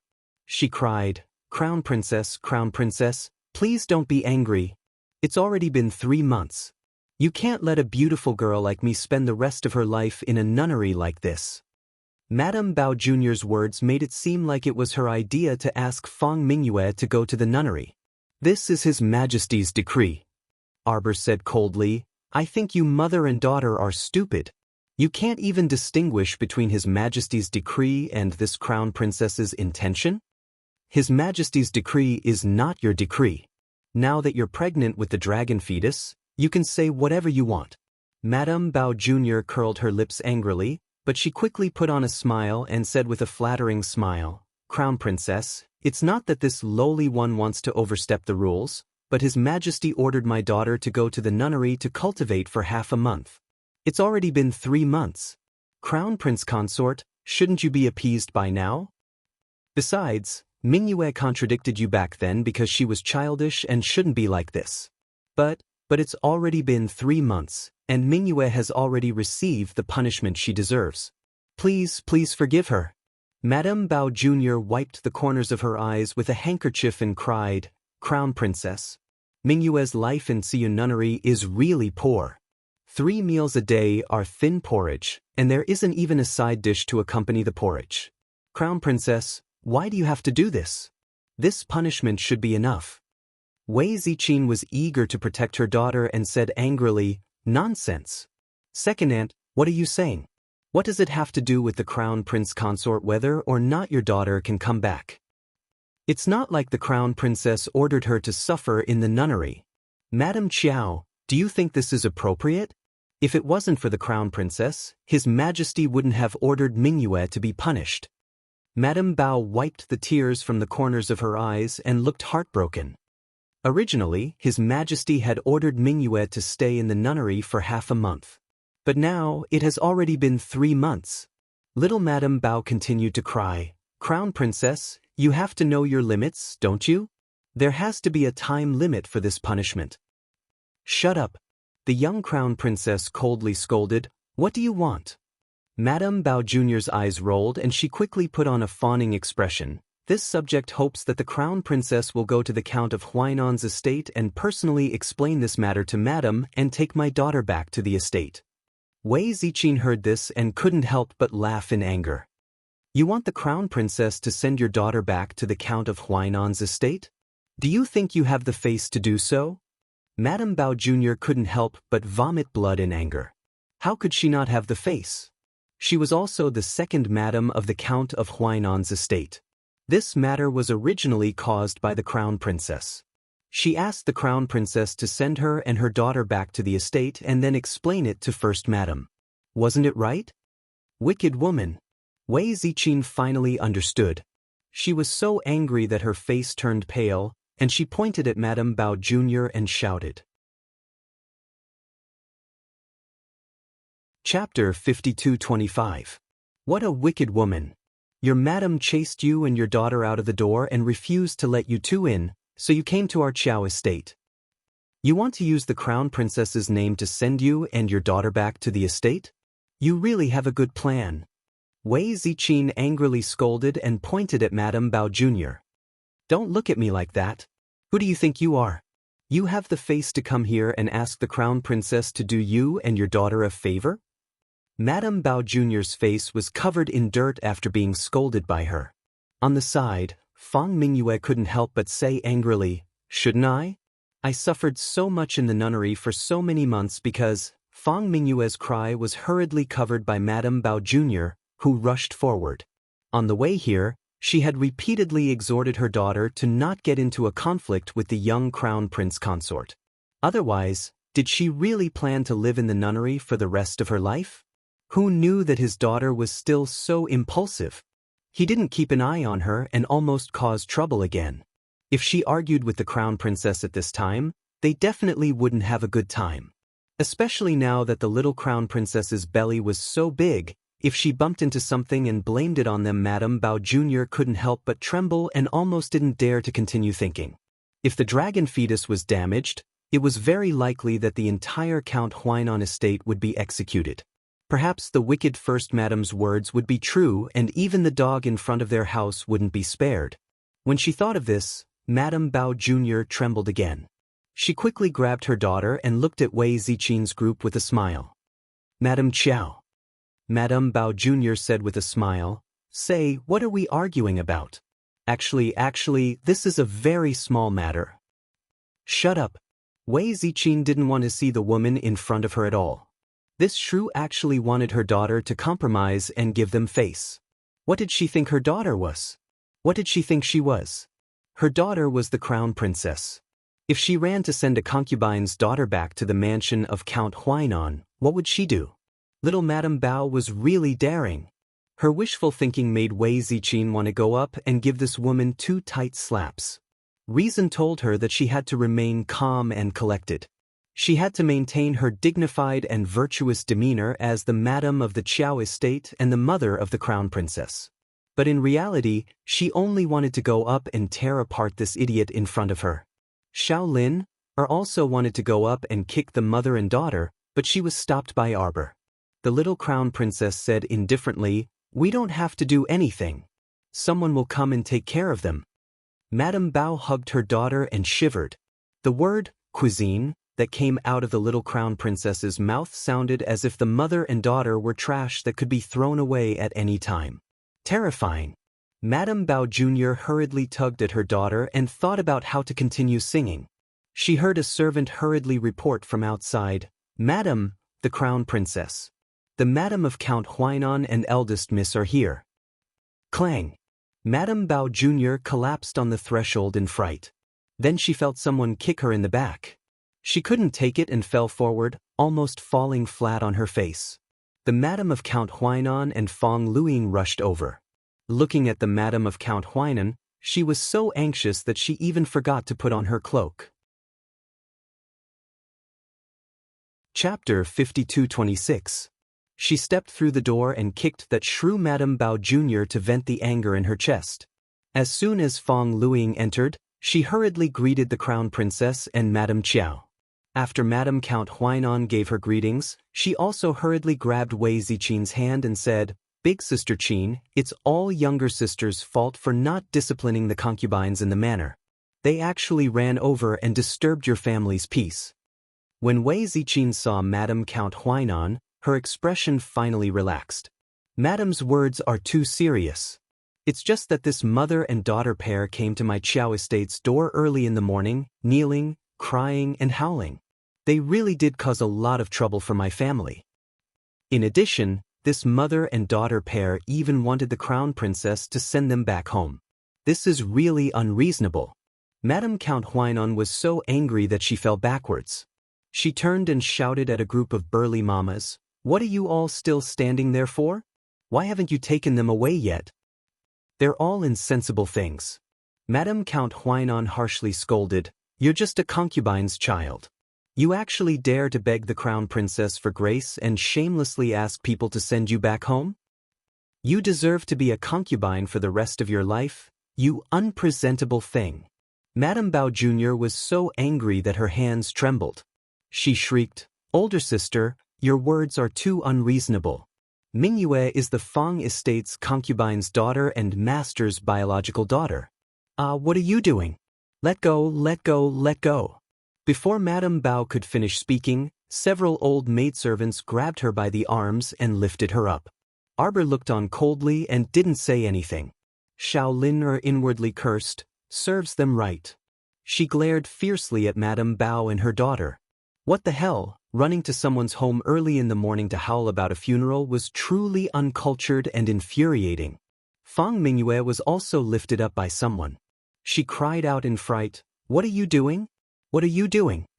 Didn't Mother say that this method would definitely work?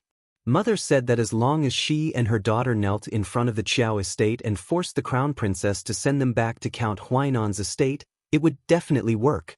But now, why did things turn out contrary to their wishes and go in the opposite direction? Where was first Madame taking them to?" Madame Bao Jr. was also panicked. She yelled, "Older sister, what are you doing? Older sister? Older sister, where are you taking us to go?" The Countess of Huainan sneered, "Go where you should go." Madame Bao's madams the crown's estate S's? Madams is madams? If Master finds out later, he definitely won't let you off. Ouch. Young Madame Bao was secretly pinched by the maidservants. It was so painful that tears came out of her eyes. The Countess of Huainan sneered, "Don't worry, I promise you and your daughter will live well in the nunnery for the next few years." There was no way out for them. Madame Bao almost fainted when she heard this. Her beautiful daughter was going to spend the rest of her life in a nunnery. How could that be? "Send them there." Madame Count of Huainan shouted angrily and turned to take Wei Ziqin's hand, saying, "Sister Qin, don't worry. I promise I'll send someone to watch them this time and won't let them come out to cause trouble again." Chapter 52:27. Little Madame Bao still wanted to bite and curse, but her mouth was covered by the old mamas. With 4 people carrying one person, it was as if they were carrying pigs. They carried the 2 people out of the Qiao estate. From beginning to end, Wei Ziqin and the others only watched coldly from the sidelines. As they watched the mother and daughter being forcefully carried out, the depression in their hearts dissipated slightly. That mother and daughter pair were truly too outrageous. They had been causing a ruckus since early morning until now. Even though Wei Ziqin's health had always been good, she still felt a bit tired at this time. Who could endure such a ruckus? Arbor stepped forward to support her mother. "Mother, are you all right?" Seeing her daughter's worry, Wei Ziqin hurriedly shook her head. "It's nothing. It's just that they've been causing a ruckus since early in the morning. My head hurts a bit. Mother will be fine after returning to her room to rest." Xiao Yao hurriedly said, then quickly helped Mother back to her room to rest. Count Huainan's madam was also embarrassed to continue staying here. She hurriedly nodded and said, "Sister Qin, go rest. We'll come back another day to apologize." Wei Ziqin nodded and was helped back to her room by the maidservants. Fang Luing slowly walked to Arbor's side and said in a low voice, "The crown princess, second sister, and the others have really gone too far this time. They've made the Qiao estate restless. My mother and I both feel very ashamed." Arbor nodded slightly at her. "If your mother makes the decision to send her to Tiyun nunnery again, will Count Huainan?" Fang Luing couldn't help but snort. "That's His Majesty's decree. Even if it's my father, she wouldn't dare to defy the decree." Arbor made a sound of agreement and said indifferently, "Then let her continue to cultivate her body and mind in the nunnery. It doesn't matter if she cultivates for a year or so. Moreover, the mother and daughter pair are so talkative. They've probably caused a headache for everyone in Tiyun nunnery." Fang Luing's eyes turned and she immediately understood. "Crown Princess, please don't worry. My daughter knows what to do." Arbor nodded his head and asked someone to send Mrs. Lu and her daughter out of the house. Then, he followed Xiao Yao back to her room to see her chubby little nephew. Xiao Yao couldn't help but ask curiously, "Jojo, you were talking to Miss Fong at the door for quite a long time." "Yes, I gave him a few instructions. Miss Fong is a smart person." Arbor teased his little nephew who was lying on the bed with a hand-sewn cloth tiger in one hand. The little guy was quite mischievous. He looked at Sir Jojo and only thought about moving every few days. That laziness made Arbor want to laugh. "This kid looks like my brother who," Jojo said. "Isn't that so? Look at him, he looks so dignified and lazy. If he doesn't look like him, then does he look like me?" Xiao Yao said disdainfully. Arbor couldn't help but want to laugh, but before he could open his mouth, he heard a laugh coming from outside the door. "How am I lazy? Younger sister, help me be the judge." Xiao Yao covered her mouth and laughed. She turned around and glared at her husband who was striding through the door. "You're back so early today. Business has been sluggish recently, and there's not much business in the shop. I saw that there weren't many people, so I gave the workers a break early and let them go back to rest early." Brother whose ironware shop was only one street away from their home. Usually, it didn't take long for him to go back and forth. Ever since Xiao Yao gave birth and took care of the baby, brother who had been slacking all day. From time to time, he would close the shop and go home to take care of the baby. Xiao Yao laughed and scolded him for not doing his job. She glanced at Xiao Hu and said with a smile, "Our son is really like you, mischievous." Chapter 52:28. If it weren't for the fact that we have other shops at home to support our livelihood. With that lousy ironware shop of yours, I think the two of us would probably starve to death. Xiao Hu laughed good-naturedly and patted his head. "Heh, the family doesn't lack this bit of money from me. Wife, I was just trying to pass the time, so I opened a shop for fun. Brother Xiao Hu's craftsmanship is pretty good." Arbor nodded and said, "The swords that we sent to the guards last time are also very handy for everyone." That's good, that's good." Xiao Hu laughed heartily. He was very happy to be able to help his younger sister. "Eldest brother, sister-in-law." Jolin's voice sounded from outside the door. Xiao Hu hurried to open the door and welcomed his younger sister in with a smile. "Hey, you sisters-in-law, have a chat. I'll go to the kitchen to take a look and bring you some snacks." "Sister-in-law." Shaolin bounced forward and called out with a grin, "Quick, quick, let me see my fat nephew, ha. I'm also an aunt now." Arbor couldn't help but want to laugh and beckoned to the lass. Jolin flew to the bed and picked up all kinds of toys to tease the lazy child.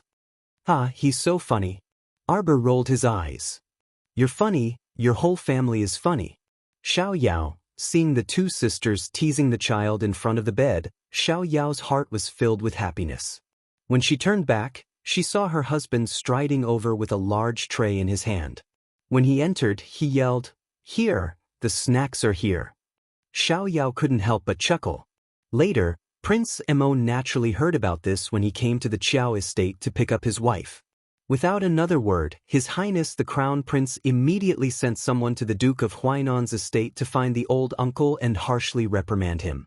The old uncle, who was originally furious and wanted to settle the score with eldest madam, was so scared that he immediately wilted. His Highness the Crown Prince had said that if he dared to bring the mother and daughter back within 3 years, his title as a count would be over.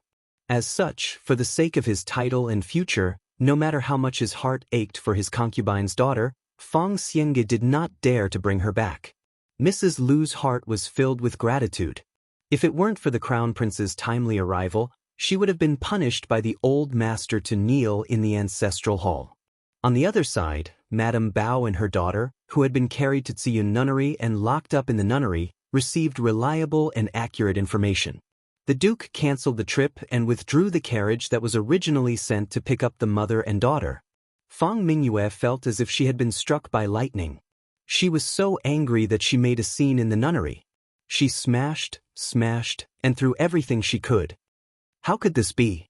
Does father not want us anymore? Fang Mingyue shouted angrily. Why is it like this, mother?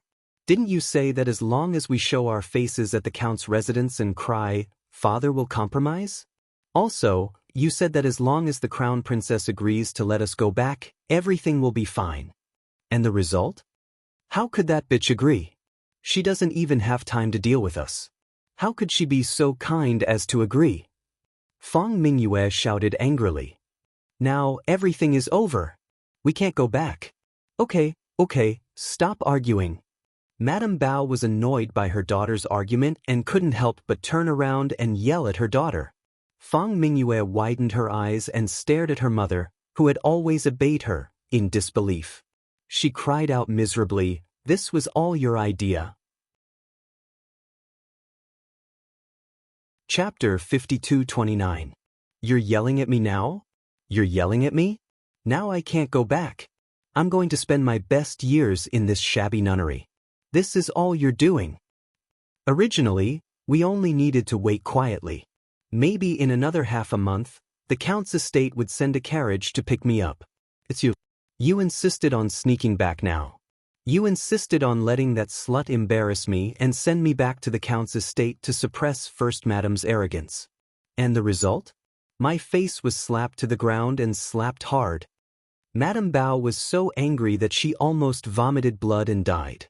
She stared at her daughter and roared, "Enough! Who am I doing this for? You're still blaming me? You're blaming me?" Fang Mingyue was startled by her mother's red eyes. She quickly shrank back and cried out gloomily, "I don't want to blame you, it's just that your thinking is too perfect and too simple. In the end, things didn't go as planned." Dong dong dong. Dong dong dong. The door of the nunnery was slammed twice. Seeing that no one came to open the door, one of the fat nuns kicked the door open with a bang. "What's all this noise about?" the fat nun shouted. She raised her large hand and slapped the crying Fang Mingyue in the face. Fang Mingyue was stunned. In a moment of carelessness, she was slapped onto the hard bed board, and her nose was almost crooked. Madame Bao screamed and jumped up, looking like she was going to fight the fat nun to the death. However, with her mediocre martial arts, she couldn't withstand one move from the fat nun. She was sent flying to the side of the cabinet by the fat nun's large hand. With a dong sound, his big head knocked against the cabinet door, and a bloody mark was left on it. Madame Bao screamed in fright. Fang Mingyue was also angry. She threw out a fireball to attack the fat nun. However, although the fat nun was large, she was very nimble. After everyone moved to the side of the door, they quickly threw out a wave of spiritual energy and knocked away Fang Mingyue's attack. Fang Mingyue was so angry that she wanted to go crazy. However, because the other party's martial arts were stronger than hers, she couldn't do anything to them.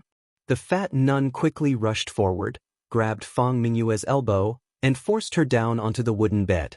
His other hand quickly swiped under her nose. Fang Mingyue couldn't hide the panic on her face. She immediately jumped up from the bed, pointed at the fat nun and shouted, You, what did you inhale for me? Miss Mingyue and second concubine, just stay in Siyun nunnery and cultivate. The fat nun glanced at them coldly and shook her head indifferently. She put away the medicine bottle in her sleeve and winked at the nun next to her. That person also quickly walked forward, grabbed second aunt's collar, and sniffed the contents of the small medicine bottle for her. This was a good item that Miss Fang had sent over. She said that it was harmless to the body, but it would make the mother and daughter less noisy and quieter. Fang Mingyue wanted to shout, but she suddenly felt that her throat was very dry. After coughing twice, he was surprised to find that he couldn't even make a sound. How could this be? Fang Mingyue's eyes widened in horror. She looked back at second concubine, Madame Bao, who also had a bewildered expression. Madame Bao was holding her forehead with one hand. When she found that she couldn't speak even if she wanted to, she repeatedly made several hand gestures to her daughter. The mother and daughter gesticulated for a long time, their expressions growing more and more frightened. Chapter 52:30. She turned around and saw the fat nun smiling coldly at the two of them. The medicine sent by eldest young Miss Fang was indeed extraordinary. With just a sniff, the mother and daughter pair immediately became mute. Excellent. During this period of time, The nunnery had not been very peaceful. The mother and daughter pair had been causing trouble all day long. It was so annoying.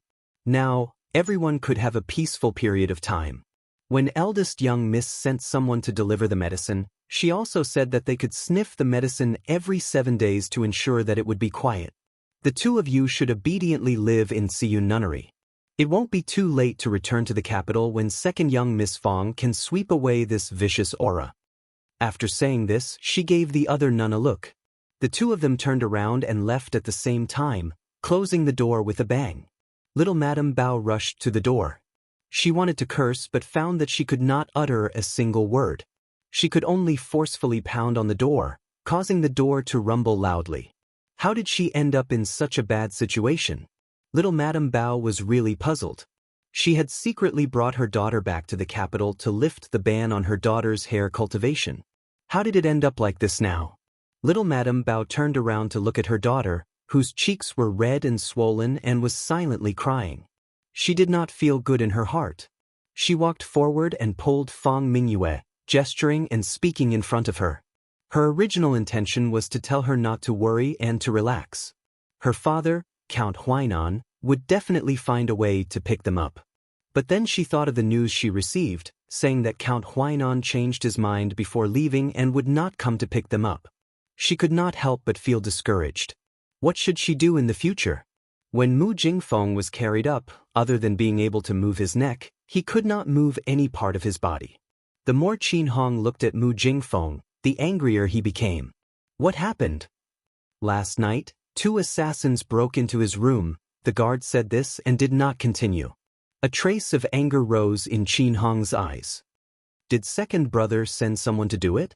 Ever since second young master left, our people have been keeping an eye on their movements. The people around second young master, including young master Dugu's group, haven't made any movements. Qin Hong slapped the ground beside Mu Jingfeng's leg, creating a deep pit. Mu Jingfeng was so frightened that he shook his head repeatedly. He wanted to retract his leg, but he was powerless. Boss sent someone to do it. Qin Hong gritted his teeth and said angrily, "These 2 children are simply demonic." Seeing how his 2 sons were so protective of the little demoness, he wanted to help his sons get rid of this troublemaker. If it wasn't for this demoness obstructing them, their Tianyun wouldn't have been exposed so early. It's all because of this little demoness. It's all because of this demoness. Mu Jingfeng looked pleadingly at Qin Hong. He opened his mouth, but no sound came out. Qin Hong looked at him coldly, assessing in his heart whether this person still needed treatment, and whether it was worth saving. After a round of evaluation, family head Qin took out a medicine bottle from his bosom and poured out a black pill. "Do you dare to eat it?" Qin Hong sneered at Mu Jingfeng. "I'll say the ugly words first. This level 5 mutated pill may cause your body to rapidly collapse. You'll be consigned to eternal damnation." Qin Hong curled his lips coldly at Mu Jingfeng and smiled. "The worst outcome is that you'll become a rotting corpse without any thoughts. You know that." Chapter 5231. But there is another possibility. It will let your body undergo 3 different stages of transformation and mutation. Of course, each stage of transformation will give you a new life. Your crippled legs will be able to stand up and your body's functions will probably recover. You will become stronger each time. Qin Hong looked at Mu Jingfeng and saw a strong desire to live flash in his eyes. This is the strongest mutation pill that our Tianyun has developed so far. The effect will be much better than those basic mutation elixirs that are sprinkled all over the streets with night cowbirds. The probability of mutating into a corpse puppet will also be much smaller than that. How about it? Do you want to give it a try? Mu Jingfeng couldn't speak, but the desire in his eyes was very obvious. Yes, he wanted to try. Of course, he wanted to take a gamble. He wanted to live, not die. Now that there was such a good opportunity in front of him, how could he let it go? Rather than living in a half-dead state with only his neck that could move, he might as well take a gamble. He had no choice at all. There was only one path in front of him. After taking this level 5 mutation pill, he would definitely be able to regain a new life. Hee, Don't show such a yearning expression. Qin Hong couldn't help but pour cold water on him. Although the probability is much smaller than the basic mutation elixir, you still have a high chance of becoming a corpse puppet. After all, your current body is so dilapidated that I can't say anything about it. Qin Hong sneered, but don't worry. Even if you become a walking corpse, you will definitely have the most transformation ability among the corpses. We also have research that shows that after taking the mutation pill and becoming a corpse puppet, there may be 2 to 3 stages of evolution and transformation. Of course, the most successful type is the perfect corpse puppet. This kind of corpse puppet is much stronger than the previous ones. It may have its own thoughts and may look no different from a human. You may not be able to find it at all if you walk in a crowd. Haha, do you want to become a mutant or a perfect corpse puppet? The road is under your feet. Work hard. Qin Hong gave a look. Immediately, a guard stepped forward, lowered his eyes, and took the pill from Qin Hong's hand and went to Mu Jingfeng's side. Mu Jingfeng hurriedly opened his mouth, looking expectant. When the pill entered his mouth, it turned into an ice-cold bitter liquid that slid down his esophagus, and Mu Jingfeng fell into a deep sleep. However, he could still feel that his body was undergoing a purgatory training. It was as if his entire body was being roasted over a fire. From top to bottom, from inside to outside, his entire body was boiling with heat. Qin Hong chuckled. Regarding Mu Xiaoshue's matter, I still need you to give her a hand. I hope you won't disappoint me. In a small alley beside Chang'e Resort, Mu Xiaoshue was fuming with rage, wishing she could skin the person in front of her alive. Xiaoshue, senior apprentice brother. When Mu Xiaoshue heard the voice, she couldn't help but struggle for a moment. She turned her teary eyes to Gu Yishuan, who had hurried over. What are you doing? Gu Yishuan rushed over and angrily grabbed Mu Xiaoshue from under Qin Chao's arm, shielding her behind herself. Mu Xiaoshue hated this bastard so much. She had planned to visit her mother, Mu Qingya, this morning. Actually, she wanted her mother to come up with a plan. Chapter 5232. Who knew that the servants would stop him outside, saying that without the second young master's orders, no one could go in to visit. Thus, Qin Grass hypocritically came over and said that he could help her in. If Gu Yishuan hadn't happened to come over, Mu Xiaoshue wouldn't have known how to get rid of this ugly man. Qin Grass wasn't angry at being pushed away by Gu Yishuan. He chuckled and looked at Gu Yishuan, saying sarcastically, "So that's how it is." Gu Yishuan's heart thumped. He knew what Qin Grass meant. Qin Grass knew that he had told family head Qin, but no one else knew. He had been secretly happy that Zhao Yi was dead and no one could testify, so this matter wouldn't be mentioned again. But seeing Qin Grass today, he couldn't help but mutter in his heart. He was afraid that Qin Grass would shoot his mouth off, so he hurriedly smiled apologetically. So it's Lord Qin Grass. Qin Grass chuckled at him and turned to leave, leaving behind a thought-provoking sentence. A fair lady is indeed a gentleman's mate. Mu Xiaoshue was very puzzled. She hid behind Gu Yishuan and asked softly, "Senior brother Gu, what did he mean by that?" Gu Yishuan smiled awkwardly. "Nothing." "All right, junior sister, did you come here early in the morning to see master's wife?" "Yes, mother is very resourceful. I want her to give me some ideas about what I'm doing." Gu Yishuan persuaded her. "Master's wife is being detained by the second young master. It's not easy to see her. The last time master went, it took a lot of persuasion for the second young master to give master some face." Mu Xiaoshue lowered her head dejectedly. "I know." Gu Yishuan took her hand and smiled. "Let's talk about something happy. I've already persuaded father to join our organization. In the future, our Gu family and the City of Shadows will be considered one family." "Really?" "Of course, this is all thanks to junior sister." Gu Yishuan smiled. "I've already reported it to family head Qin. Family head also said that he will reward junior sister in the future." Mu Xiaoshue pursed her lips and smiled. "What credit? It's what I should do." "Right, what about the Lin family?" Gu Yishuan couldn't help but sneer. "There hasn't been an answer yet, but it should be soon." They had no choice but to agree. Don't forget that Lin Miao and Lin Jin are both in our hands. Mu Xiaoxue smiled faintly. Sister Miao and the others are really forget it, let's not talk about them. By the way, senior brother, why are you looking for me? Junior sister, I'll go with you tomorrow. Is everything almost ready? A cold light flashed in Mu Xiaoxue's eyes. Little junior sister, although your work is important, your own safety is also very important. Gu Yixuan said, but don't worry, I will protect you with my life. Thank you for your help, senior brother. The two of them chatted and laughed as they walked back. Gu Yixuan took the opportunity to curry favor with his little junior sister. After sending them into the house, he turned around and saw Qin Grass standing not far away, waiting for him. A cold light faintly appeared in his gloomy triangular eyes. Gu Yixuan was startled and hurriedly stepped forward.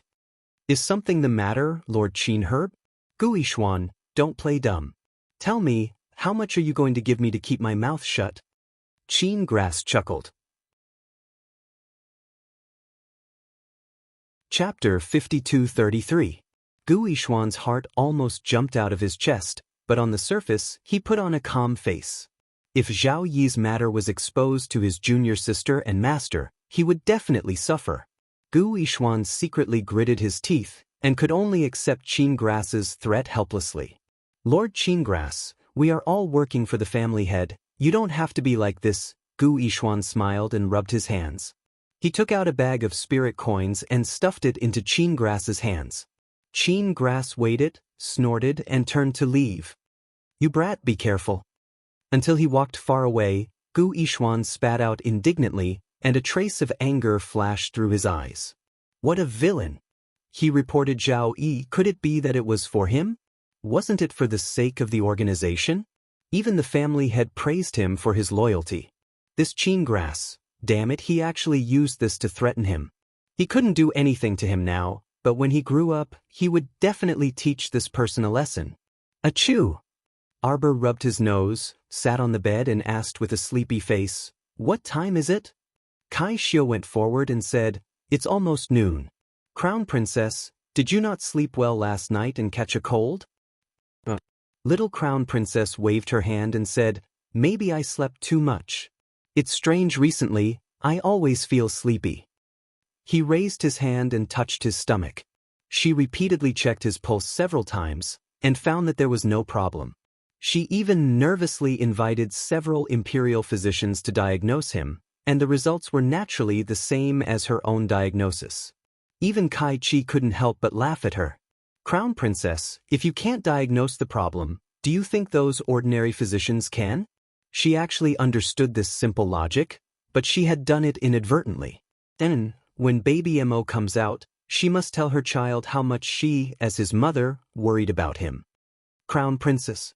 Kai Chi stood at the side with clean clothes and asked curiously, this servant wants to ask you a question. If you have something to ask, just ask. Why are you hesitating? Little Crown Princess took a towel to wipe her face and replied casually. Yes, that's the one. Kai Chi asked with a face full of curiosity, Crown Prince Consort, your medical skills are so brilliant. Then, can you diagnose whether the baby is a little imperial grandson or a little imperial grandson? The little princess. Arbor frowned. He put down the wet towel and pretended to sigh, I really can't diagnose it. Deep down, she was curious as well. He had used his inner vision many times, wanting to take a look at baby Mo's appearance. Unfortunately, the only thing he could see with his inner vision was that it was enveloped in a cloud of white mist. He couldn't see anything. She was depressed for a while and felt a little conflicted. It was so difficult to see the child. Kai Xiu glanced at her. What's the hurry? Won't we know once the child is born? In any case, regardless of whether it was a boy or a girl, it would definitely be a smart and healthy baby. His Majesty and the Empress are looking forward to it. Kai Chi stuck out her tongue and nodded mischievously. That's true. Women. Lord Guangguang exclaimed as he squeezed in from outside. I see the red sun hanging high in the sky. The weather is very good. This seat has been born for so long, but I have never gone out for a stroll. Today, Shouldn't you be a guide and bring this seat out for a stroll? Kai Xiu's mouth twitched. Kai Chi rolled up her sleeves with a grin. Chapter 5234. As soon as Guangguang sees her action, he immediately takes a step back and forcefully beckons with his two small hands. A few heads immediately appear behind him. The little monk calls out, "Amit Ba, benefactress." "Call me mother." Arbor expressionlessly puts down the fine-toothed comb in her hand and turns her head to correct the little monk. The round-headed and plump little monk smacks his small mouth and looks at her with a bit of embarrassment. His cheeks are red and tender. After smacking his lips for a long time, he sneakily calls out, "Mother, mother." Arbor suddenly feels that his little appearance is like a thief, which is a bit comical and laughable. She curls her lips and beckons him over. The little baldy immediately rolls over. His chubby little arms and legs rush in front of her like a whirlwind. She patted his optical head. "Don't hang out with weird people all the time. Although that person's head is bald like you, it doesn't mean that he's a vegetarian monk like you." The little monk immediately nods his head and repeatedly complains, "Guangguang secretly drank wine yesterday. Drinking wine and eating meat, he's really not cut out to be a monk." With this interruption, Guangguang Darren immediately forgets what he wanted to say to the woman. He jumps up and angrily shouts, "Who wants to be a monk like you? Who told you that I'm a monk?" Inexplicable. This family is really inexplicable. Crown Prince and Crown Princess are not normal. Mo, who is in soul state, is also not normal. Little monkey, little monk, and so on are all abnormal.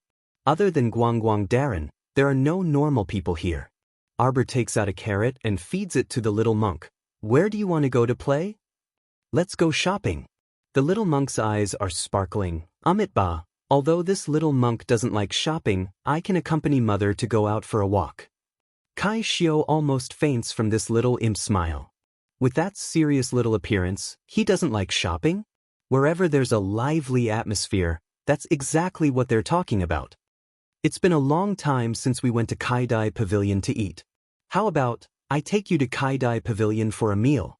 Everyone raises their hands and feet in agreement. No matter where they went, it was better than being cooped up in the house. Kai Xiu took the clothes handed to her by the maidservants and helped Arbor put them on.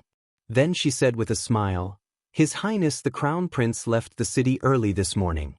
If His Highness were here, he would be able to accompany the Crown Princess out for a walk." "Yeah, today's weather is really good." "All right, it's already noon. What's the point of going for a walk? Forget it. Besides, the cold wind was howling, and it was almost the end of the year. It was better to wait until spring came before going for a stroll." Female benefactor. Arbor raised his hand and pinched Kongkong's little face. "You have to call me mother. If you call me mother again, I'll beat you up." Lord Guangguang hurriedly squeezed to the little monk's side and slandered, Look, this mother of yours likes to use violence to make people submit." Xiao Seng Ah Pui, Guangguang Darren had also been beaten by her before. Kong Kong took advantage of the fact that he was half a head taller than Sir Guangguang and looked down from above. He raised his hand and patted Sir Guangguang's bald head. "Amit Ba, children should be obedient. Nyangqin hitting you is also a kind of expression of love." "What?" Sir Guangguang almost fainted from anger because of the little monk. What the hell? Does this child know how to speak? Also, what kind of action was that just now? That action of patting his head, he did it so skillfully. Chapter 5235. Holy shit, I'm a 10,000-year-old senior, yet I'm being touched on the head by a 5-year-old. Does it have to be so ridiculous? Arbor put on a thick cloak and looked at herself in the mirror. She raised her hand to pinch her face. "I've gotten fat." "Master, last time, Crown Prince already said that you've gotten so fat that you look like a ball."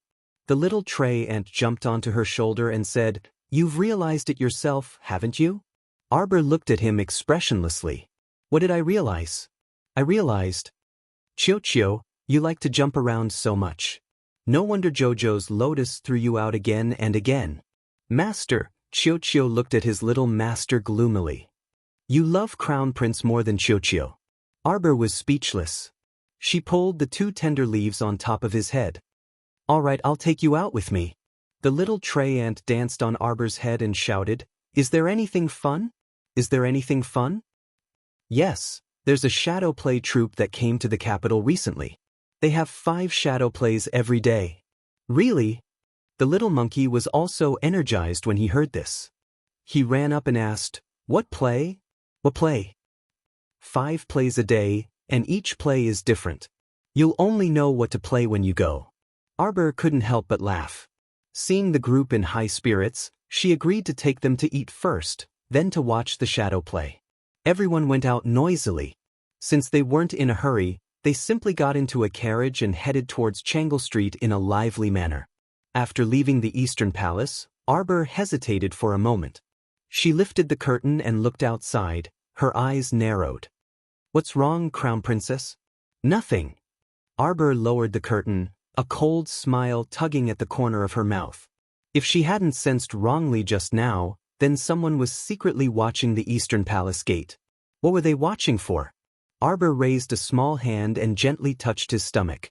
At the same time, 2 men dressed as passers-by standing guard outside the Eastern Palace looked at each other.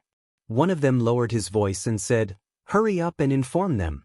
Our people haven't acted according to plan, and the Crown Princess has already come out.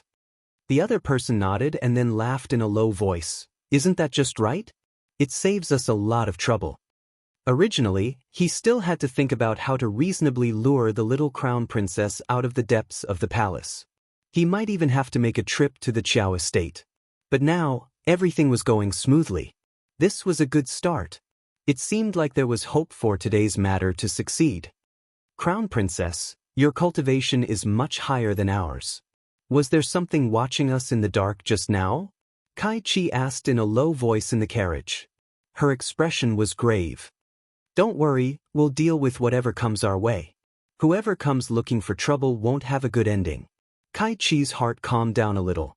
Speaking of which, there really wasn't anyone in this world who could escape unscathed after provoking the little Crown Princess. Arbor smiled and called out, You ba. A black shadow appeared at the window of the carriage, and a low voice sounded, Crown Princess, what are your orders? Is there any movement in front of the Qiao estate? Just now, my subordinates sent word that there were hidden sentries watching the Qiao estate. But now they've all retreated. Chapter 5236. Arbor's lips curled into a sneer as he muttered to himself, It seems that there are people who aren't afraid of death coming to make trouble. Since that was the case, then she would send them off so that they could reunite in the underworld. It was almost the new year, so it would be more lively and not too lonely. On the other side, Mu Xiaoxue, who was waiting for news, was pacing back and forth anxiously like an ant on a hot pan. The number of guards at the Qiao estate's entrance suddenly increased? Is it because that brainless second concubine and young miss of Count Huainan estate went to the Qiao estate to make trouble yesterday? That's why the number of guards in front of their door suddenly increased. Miss Xiaoxue, there's no need to worry. Qin Chao smiled as he pushed the door open. We can set off now, Miss Xiaoxue. Mu Xiaoxue frowned. Didn't we agree to lure them to the Qiao estate? This woman was now deep in the palace.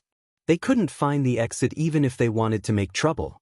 Only by luring them out to Changle Street could they make their move. Moreover, they had already arranged all the hidden sentries and people, intending to make this matter as big as possible. No need. Qin Chao waved his hand, smiling and scrupulously. Today's matter is exceptionally smooth. The Crown Princess left the palace on her own, and she came out in a carriage. Our hidden sentries reported that the carriage is heading in the direction of Changle Street. And it's the busiest and most lively area, near Kaidai Pavilion. Ha! Mu Xiaoxue couldn't help but laugh. My goodness, even the heavens are helping us. Gu Yixuan also smiled and said, Junior sister, I wish that we will be victorious on this trip. Qin Chao's eyes turned, faintly looking at Mu Xiaoxue. Miss Xiaoxue, we can set off now. If we go now, we can coincidentally meet that person's carriage. Mu Xiaoxue smiled confidently. The Crown Princess of Shenzhou. The future mistress of Shenzhou. Are you ready to die? Mu Xiaoshue's eyes shot out a poisonous light. Mississippi. The streets are so lively. Little Monkey leaned against the window, looking at the people coming and going outside, and couldn't help but sigh. It's almost the new year, everyone has to come out to buy things. In another 2 days, the streets will be even busier. Is the new year fun? Little Monkey asked curiously. Of course it's fun. Arbor raised his hand and stroked her hair. This year, we'll spend the new year in the palace. At that time, we'll bring my father and mother in. Let's celebrate the new year together. When Little Monkey heard the word, lively, his eyes couldn't help but smile. A spirit horse pulled their carriage and walked slowly on Changle Street.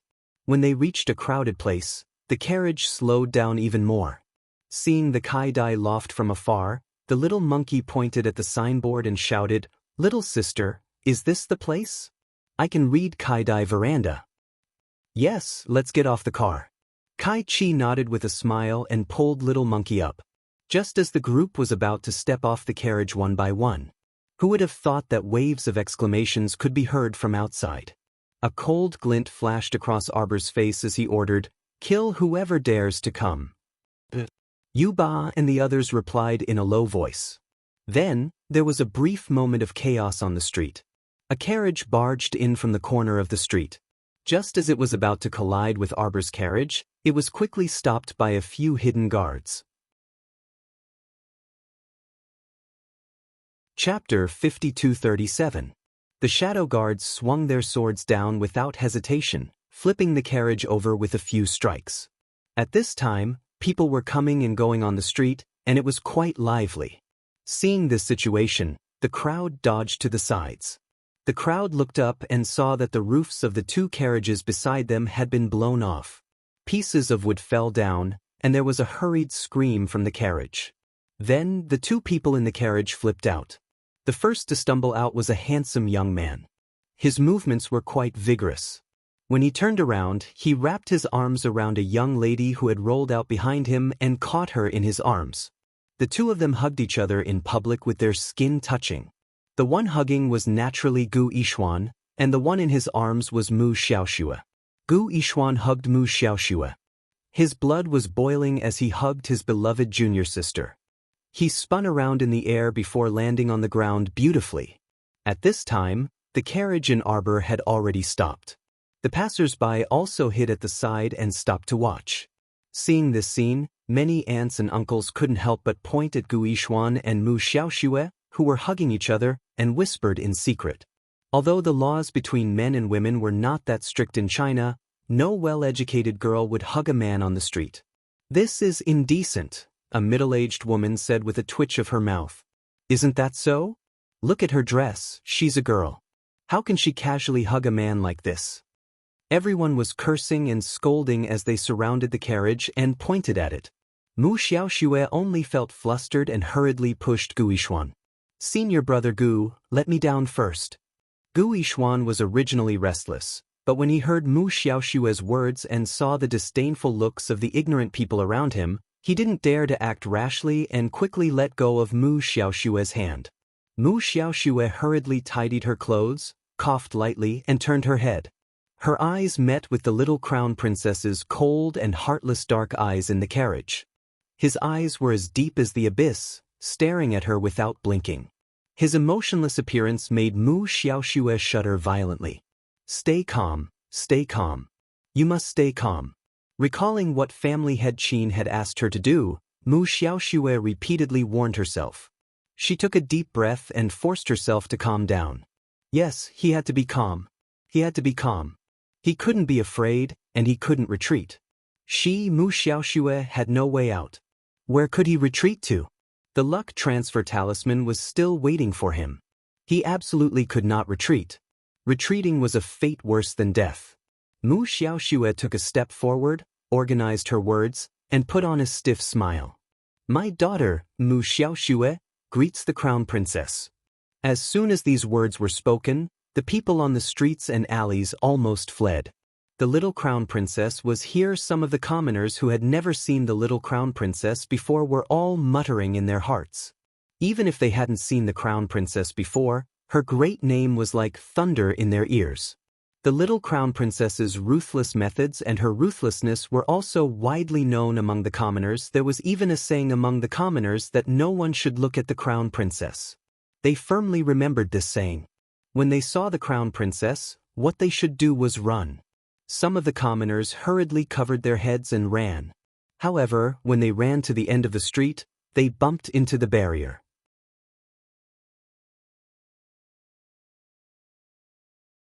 Chapter 5238.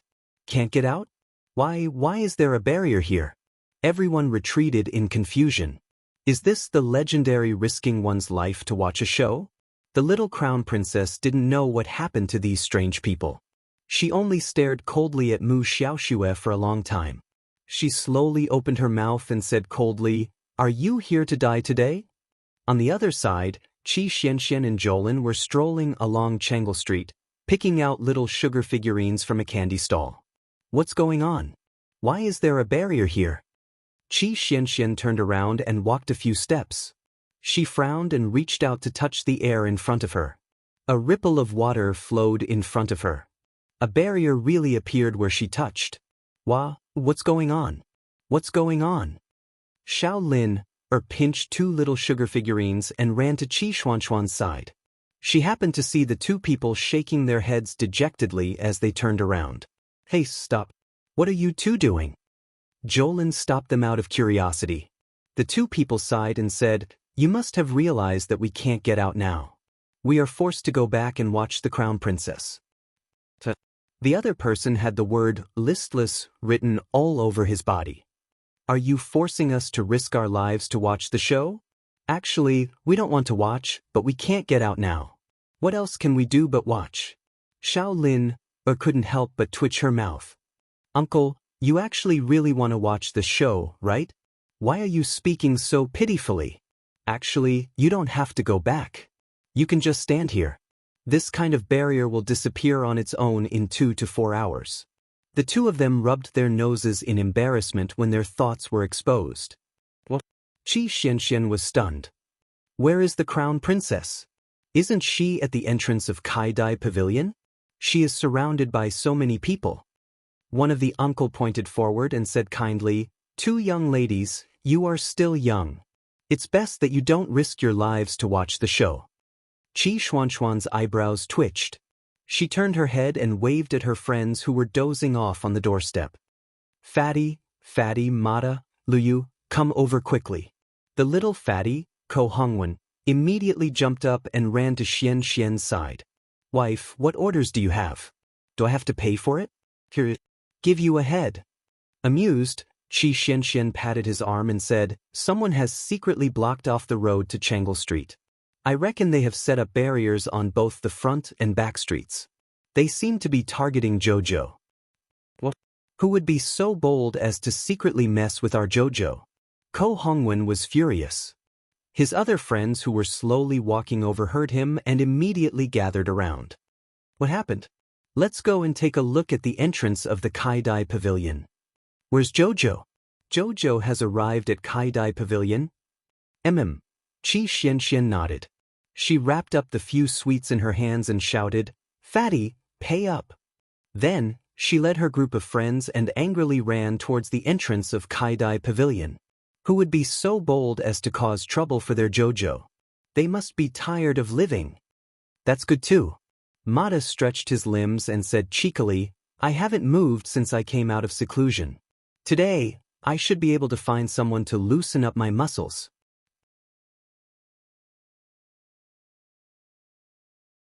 Chapter 5239. Who would have thought that Mu Xiaoxue would be the one to barge in? She had been worried that she wouldn't be able to find her mother, and now she had delivered herself to her doorstep. Arbor sneered, a cold glint flashing across his eyes. Since she had delivered herself to her doorstep, then he would reluctantly teach her a lesson on behalf of Mu Qingya. Arbor glanced behind him, and two shadow guards rushed forward, about to attack Mu Xiaoxue.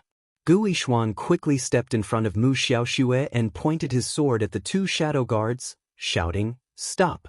How could the two shadow guards listen to him? They glanced at the sword in his hand with disdain. One of the shadow guards didn't move, but the sword in Gu Yishuan's hand suddenly caught fire. The fire burned up his arm in an instant. Gu Yishuan was so frightened that he hurriedly threw his sword to the ground and patted his sleeves. Everyone only heard a clang sound. He looked down and saw that the sword had been melted by the bright yellow fire, leaving only half of the sword hilt. It crackled under the sparks from time to time. Everyone was stunned and looked up at Gu Yishuan, whose face was as black as the bottom of a pot. Mu Xiaoxue only felt a trace of anger rush up to her chest. Damn it! He really knew how to embarrass himself. What use could he have if he couldn't even hold his own sword? He was no different from that Zhao Yi. They were all trash, useless trash, useless trash. Mu Xiaoxue was furious, but she still had to put on that elegant and refined smile on her face. Senior brother Gu, don't get into a conflict with the crown princess. It's just a small misunderstanding between us. It'll be fine as long as we clear things up. Mu Xiaoxue called out softly and gave Gu Yishuan a gentle push. Gu Yishuan hurried down the slope and muttered, "Little junior sister, you're so kind. You can talk to her." Mu Xiaoxue clenched her fists in anger and coldly watched the man retreat behind her. She cursed Gu Yishuan's 18 generations of ancestors in her heart. Unexpectedly, among the onlookers, a middle-aged woman laughed. "Hi, young man, I advise you to go back quickly. If you want to learn how to be a hero and save a damsel in distress, then you need to have real ability." "Exactly." Everyone chattered and laughed. "You can't even last one move in front of our crown prince consort subordinate. Young man, don't try to show off. Hurry and take your whatever junior sister and scram with your tail between your legs." Everyone burst into laughter. This was the scene that Qi Xianxian saw when she pulled Xiao Lin over.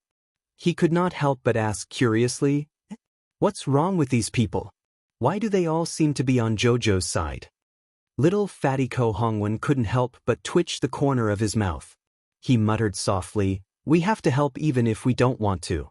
Our family's Qiao isn't a good person. If they don't help her and get beaten up, no one can save them." "What are you talking about?" Qi Xianxian immediately raised her voice. She hated it the most when people said that her family's Qiao was tough, not even little fatty. Her family's Qiao was the most kind-hearted little fairy in the world. There was a soft spot in her heart. She was not the fierce little devil that people said she was. Little fatty hurriedly chuckled. Nothing. I'm just saying that Jojo is very pretty. Look, from afar, Jojo's stomach is so big. Do you think it's a twin?" Chapter 5240. Qi Xianxian immediately shook her head. "That's impossible. Jojo herself is an outstanding pill master. If it were twins, she would have told us long ago." "That's true." The little fatty, Ko Hongwen, had finally gotten over the previous matter. He grinned as he followed beside his wife. "Wife, don't call me that." Qi Xianxian pursed her lips and secretly glanced at him. However, she couldn't suppress the sweet smile on her face. "Who's calling you that? Our wedding is almost on schedule. It'll be soon. Let's call you in advance, hee. Qi Xianxian pulled Xiao Lin over and pointed to the front. Over there. Let's go and take a look." When the group arrived at Kaidai Pavilion, they heard Gu Yishuan angrily shouting at the people around him. "What do you know? Who asked you to talk nonsense? Senior brother." Mu Xiaoxue's tone became more serious as she glared at Gu Yishuan. Why was she talking nonsense with these ignorant people? She still had serious matters to attend to. When Gu Yishuan saw Mu Xiaoxue's gaze, his mind became clearer. He nodded and retreated to the side. However, his eyes were still fiercely glaring at the women who were mocking him. The little crown princess sat upright in the carriage. Behind her, a row of little radish heads were curiously looking at Mu Xiaoxue and the others. "Woman, do you need this lord's help?" Lord Guangguang shouted. The little monk raised his hand and patted his head. "Don't call mother a woman. Is she not a woman?" Lord Guangguang angrily brushed away the little monk's hand. "I'm seriously warning you. Don't touch my head again. Your head is very similar to mine." Kong Kong had a serious expression. "When I touch your head, it feels like I'm touching my own." Kai Xiu almost laughed out loud. She hurriedly went forward and pulled the two little radish heads to her side. She reached out and covered the little monk's mouth. Don't be noisy. The crown princess is doing something serious. You two shouldn't go over and cause trouble. Oh. Lady Guangguang curled her lips and unwillingly crawled back 2 steps, sitting beside Kai Xiu and the others. Mu Xiaoxue bowed to Arbor again. Crown Princess, long time no see. The last time we met was in the underground black market of Jiawei City, right? Wow, is there something wrong with you? The little monkey blinked his eyes and could not help but cry out, not long ago, I saw you at the River of Forgetfulness. Back in the Fectus secret realm, weren't you chased and beaten by that big sister? Have you forgotten? Mu Xiaoxue was so angry that she almost vomited blood. The last thing she wanted to talk about was the Fectus secret realm. That evil woman from Arbor had chased after her and Luo He's group with teleportation talismans. She had beaten them until they had no choice but to give up everything in the secret realm and escape with the stairway talisman. This incident made her deeply realize that it was impossible to achieve anything without strength. This evil woman before her had relied on her strength to bully others, bully an ordinary woman like her who had no cultivation at all. It was simply hateful to the extreme.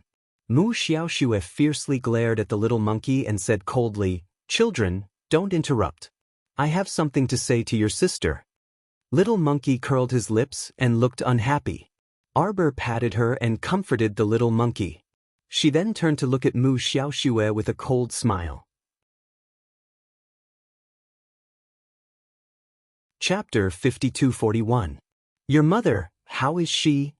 When Mu Xiaoxue heard the woman in front of her ask about her mother, she immediately thought of her mother's scrawny and terrifying appearance.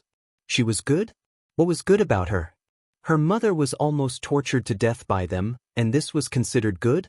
Mu Xiaoxue forcibly suppressed her anger and put on a bright and gentle smile.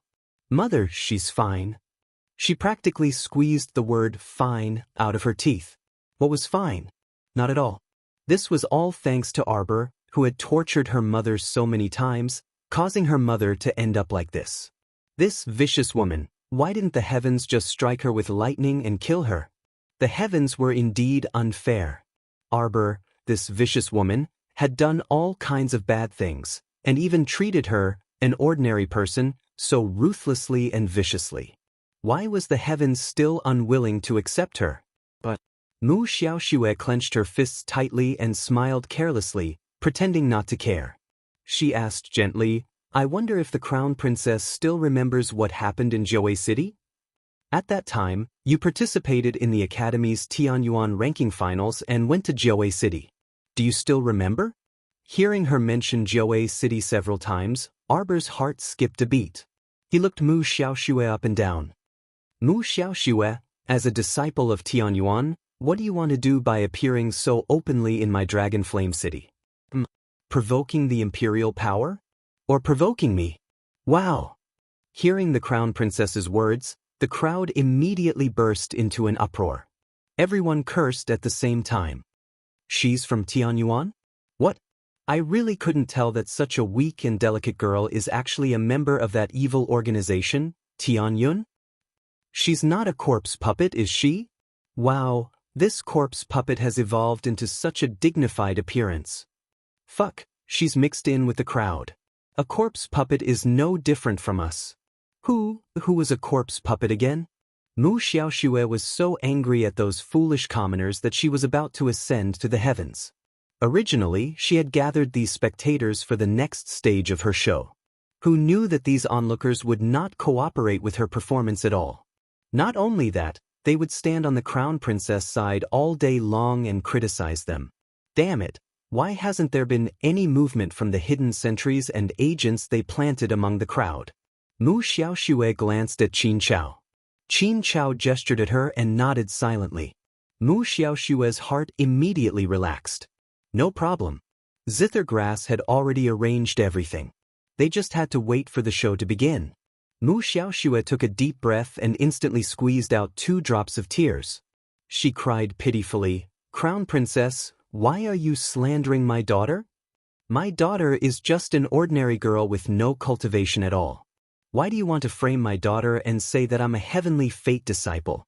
Your mother, Muchinya, is the hall master of the heavenly fate flying heavens hall. Everyone knows this. Arbor smiled coldly and interrupted her sobbing. What are you trying to do? Why don't you get straight to the point? Mu Xiaoxue secretly gritted her teeth. Crown Princess. If I speak too harshly, you'll definitely think that I'm talking back to you. But this matter, then don't talk about it. Arbor waved his hand and gave the two hidden guards a look. The two immediately understood and reached out to grab Mu Xiaoxue without hesitation. Chapter 5242. Mu Xiaoxue was so flustered that her expression changed. She knew very well that if she were to fall into the hands of the Crown Princess, she would definitely suffer. Qin Chao frowned and flew up to stop the two shadow guards. He turned around and shouted at Mu Xiaoxue, "What are you blabbering about? Hurry up and get to the point." She was about to be beaten to death by the little Crown Princess, yet she was still blabbering over there. He really didn't know what the family head saw in this girl. How could she be someone who knew how to act? She was more like a hypocrite. Crown Princess, don't avoid answering. Mu Xiaoxue shouted, "You should remember the incident at Zhoui City very clearly. That day, you beat up Ni Hanji from Medicine King Island. It was that day there were zombies. Her voice came to an abrupt halt. She turned around and saw that it was a bystander who took off his shoe and threw it at her head. Heavens, that was a smelly shoe. He actually threw it at her beautiful, intelligent, generous, and gentle Mu Xiaoxue's head. Mu Xiaoxue's expression immediately changed, and she couldn't help but scream.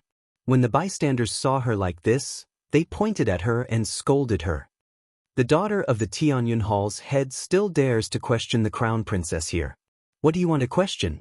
You people from Tianyun have done all kinds of bad things. Do you not care about your own lives at all? No, listen to me, listen to me.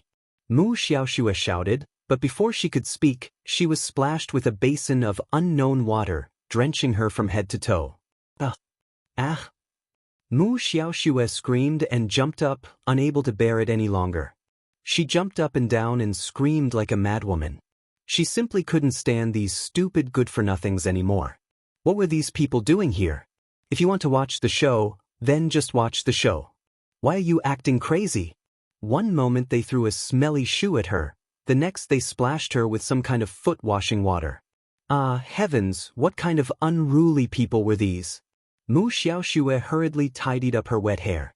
After her hair was splashed with water, she shook her hair and suddenly felt that her entire head smelled like salted fish. Mu Xiaoxue was on the verge of death. She suddenly pointed at the woman who had splashed the water and yelled, "Kill her! Kill her!" Everyone was shocked by her. The woman with the empty basin took a few steps back and looked at Mu Xiaoxue in horror. Mu Xiaoxue's face was contorted. At that moment, Mu Xiaoxue's entire body seemed to have contorted. Her face was filled with rage and murderous intent. Everyone was so frightened that they couldn't help but retreat. Arbor looked coldly at the disheveled Mu Xiaoxue and smirked. He had no one to blame but himself for his own humiliation. She raised her hands slightly, and dozens of secret guards appeared out of thin air, blocking the crowd of onlookers. The little Crown Princess said coldly, "No one can kill the innocent on the streets of my imperial city." The crowd of onlookers seemed to have eaten a calming pill. Only then did they put away their panicked expressions and exclaimed excitedly, "Crown Princess! Crown Princess! Crown Princess!" Mu Xiaoxue was so angry that her nose was about to become crooked. What was she doing here today? Was she here to establish the little Crown Princess's prestige among the people? No. Why did things take such a sudden turn and become like this? It was all that Crown Princess's fault. Damn it, she didn't give her a chance to finish her words. This wretched woman, this vicious wretched woman. Did she think that she had won? Today, she would definitely ruin her reputation and consign her to eternal damnation. Chapter 5243. At the same time, outside the western suburbs of Dragon Flame City. Mo Lien jumped down from her horse and bent down to touch the weeds by the road. With a single touch, the originally emerald green vegetation immediately withered and rotted. Xiao Yi hurriedly asked, "Your Highness, this is? Is this the effect of the medicine?" Mo Lien nodded slightly. "This area is full of poisonous weeds. It was just that they had no effect on him. His medicine was about to break through to the god level, and under the catalysis of the ancient Mo Lien, his medicine had also improved greatly. He was just short of an opportunity, or perhaps an epiphany. He could successfully advance to a god-level apothecary. Indeed, this opportunity was something that could only be encountered and not sought after.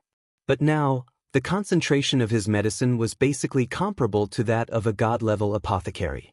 However, he did not know if there were any god-level apothecaries in this world. After all, it seemed that there were very few heaven-level apothecaries in the 3 continents. Poisonous plants and flowers like this were no longer of any use to him. On the contrary, once they came into contact with his medicine, they would wither and curl up endlessly. This was the terrifying part of the medicine's reverse nourishment. Not only could he reverse poison these things to death, but he could also absorb part of the essence of these poisonous weeds and flowers. The neurotoxin devil grass that Ding Ting Ding used to poison him could no longer have any effect on him. "Look around." Mo Lien waved her hand and asked Xiao Yi to lead the group to pour tea. "Have you all taken the antidote pills? Be careful." "Sir."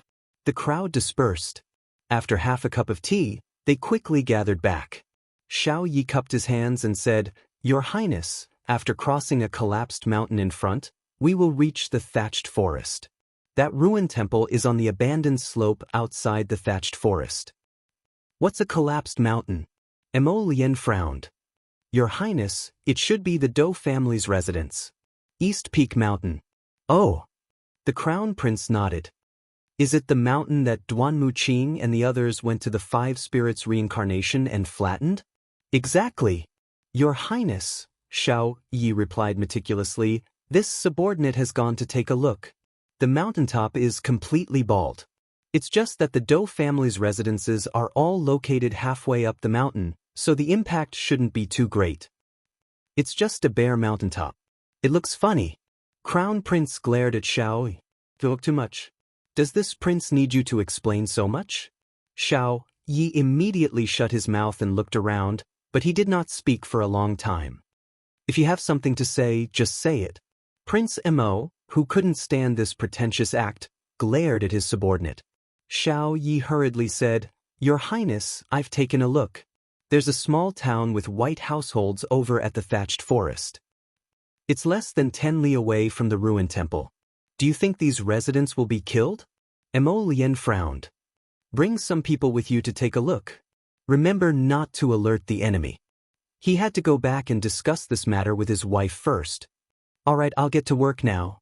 Xiao Yi hurriedly waved his hand and had the Night Pavilion disciples gather by his side. "Your Highness, you should go back as well. It's getting late. After dinner, the Crown Princess should be thinking about you." Mo Lien deeply agreed. The little Crown Princess would think about her husband every time she ate. This habit was really too good. As expected, she was a baby that he raised single-handedly. How wonderful.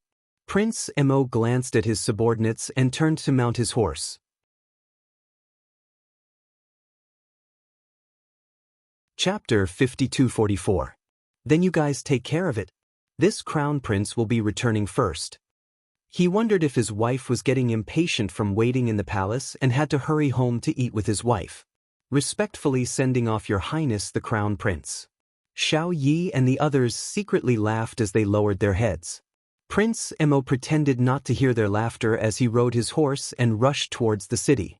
It was all because of Tian Yun's wild ambition. It was almost the New Year's Day and he didn't have any idle days to pass. He was busy all day, busy settling the accounts. Now, he even had to go to Zhaoguang's headquarters to check. He was so busy that he was like a spinning top, unable to turn around. If it wasn't for Tian Yun playing tricks all day, at this time, he should be by his wife's side at all times, accompanying her, and baby Mo Lien urged his horse all the way back to the city and hurriedly rushed towards the palace. He galloped all the way to Changle Street. When he was about to turn the corner, he heard the spirit horse suddenly neigh and almost stood up. Mo Lien slightly knitted his brows and reached out to press down on the reins, pressing down this restless spirit horse. The spirit horse snorted and tested the edge with its hooves. Mo Lien waved his hand and a black flame suddenly broke through the barrier in front of him. A faint buzzing sound suddenly rang out in the air. He actually didn't know that on the way back to the palace, there was a man-made barrier here? He really had big dog guts. At the same time, just as the Crown Prince was about to use brute force to break through the barrier, suddenly, 2 people in the crowd spat out 2 mouthfuls of blood and fell to the ground. The spectators were originally enthusiastically shouting for the Crown Princess, Crown Princess. In the end, they were shocked by this unforeseen event and hurriedly separated to the sides. 2 pale-faced young men kneeling on the ground appeared in front of the crowd and fell into the young Crown Princess line of sight. Ha! Backlash! Ha! Qi Xianxian laughed in schadenfreude. She pointed at the 2 youths and laughed. So it's you guys. You set up a barrier on Changle Street. It seems like the barrier was broken from the outside. Ha! What a joke. If he wasn't strong enough, why did he have to set up a barrier? In the end, he still ended up getting slapped in the face. Ko Hongwen's eyes lit up. Maybe the Crown Prince is back.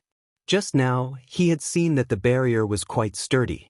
It should be a barrier set up by more than 1 7th level God Realm expert. To be able to break through the barrier of 2 Deity Realm experts in one fell swoop, this terrifying strength was probably only His Highness the Crown Prince.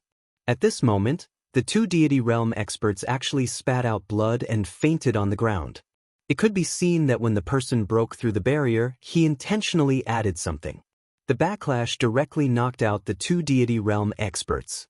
Terrifying. Qin Grass shuddered slightly and hurriedly gave Mu Xiaoxue, who was stunned on the spot, a wink. Quick, quick, quick. If they didn't hurry, they might not even have the chance to retreat once the powerful enemy broke through the barrier and invaded. He had to quickly finish what he had to say and quickly retreat. The people needed time to think. These ignorant and unruly people would know who was the human and who was the ghost. Mu Xiaoxue understood and nodded. Suddenly, she opened her arms and shouted sternly, "Listen to me! Listen to me, all of you quiet down and listen to me." At this moment, she didn't care that she was drenched from head to toe and that she smelled like salted fish. She also didn't talk to the young Crown Princess anymore so that she wouldn't be angered to death by her words. Chapter 5245. She continued to speak as she took out a sound-amplifying profound artifact and shouted, "You've all been deceived. Citizens, you've all been deceived by this sanctimonious woman in front of you. Do you know? This woman, although she's not an apothecary, she has medicine to treat corpse poison. She has it. When she was in Jiawei City, she saved one of her companions in front of countless people," Mu Xiaoxue said. As soon as Xiao Xiaoshue's voice was heard, a shill hiding in the crowd immediately stepped forward and shouted, "Yes, that's right. Yes, now that Miss Xiaoxue mentioned it, I also remember that I was also in Jiawei City at that time. The corpse puppets in the city were in chaos and everyone was panicking. At that time, one of the Crown Princess companions was fighting with a corpse puppet and was accidentally bitten on the wrist by a corpse puppet." That's right, that's right. A few uneven voices sounded from the east and west of the crowd. Arbor couldn't help but smile. "Oh? When Jiawei City was in chaos, you all saw it very clearly. You even remembered her name clearly. Miss Xiaoxue, you call her so intimately." The voices of the shills suddenly stopped. Mu Xiaoxue braced herself and continued, "You don't need to change the topic. What we're talking about now is that you have a sacred medicine that can cure corpse poison. Do you admit it? Do you admit that you have a medicine that can cure corpse poison? But you're a sanctimonious, selfish, and hypocritical woman. You never thought of sharing this sacred medicine with the world. You secretly hid it and didn't take out the sacred medicine to save more ordinary people. You just watched as the citizens of the 3 continents were plagued by corpse poison and walked the path of corpse puppets, turning into walking corpses. You could have saved them. You venomous woman. Arbor curled his lips and casually glanced at Mu Xiaoxue. So this was the big show they were talking about?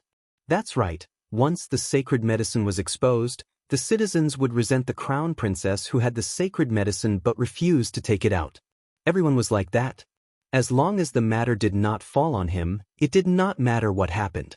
Once something happened to him, saving his own life would become their only goal. Now, there was a saintly medicine that could save all of their lives, but the crown princess was still hiding it, unwilling to take it out. This was selfishness, this was inhumane, and would indeed incite public anger. Even if she used her martial prowess to suppress everyone present today. However, she believed that the news would spread to every corner of the 3 continents by the next day. She, Arbor, would become the most vicious woman in the 3 continents, a sinner. But did she really have the ability to save so many people? She didn't. Although it was very frustrating, this was the truth. She was powerless to save everyone present. After so many days, only one holy fruit was produced. Coincidentally, it was given to Duan Muqing. If it wasn't for such a coincidence, Duan Muqing's life would have been in danger. He might have had to do as he had thought and sacrifice himself to save his own life. Taking a step back, if the holy fruit could be mass-produced in her heart, she was unwilling to do so. That was because she had to consider whether her most important companion, Qiuqiu, could produce holy fruits without restraint. You're tuning in to the Passion Pages YouTube channel. We're so grateful for your support, and don't forget to subscribe to join us on this incredible journey through captivating stories. Your generosity through donations truly makes a world of difference, as it's the primary source of revenue that allows me to expand and enhance this channel for you. Thank you from the bottom of my heart for being a part of this adventure.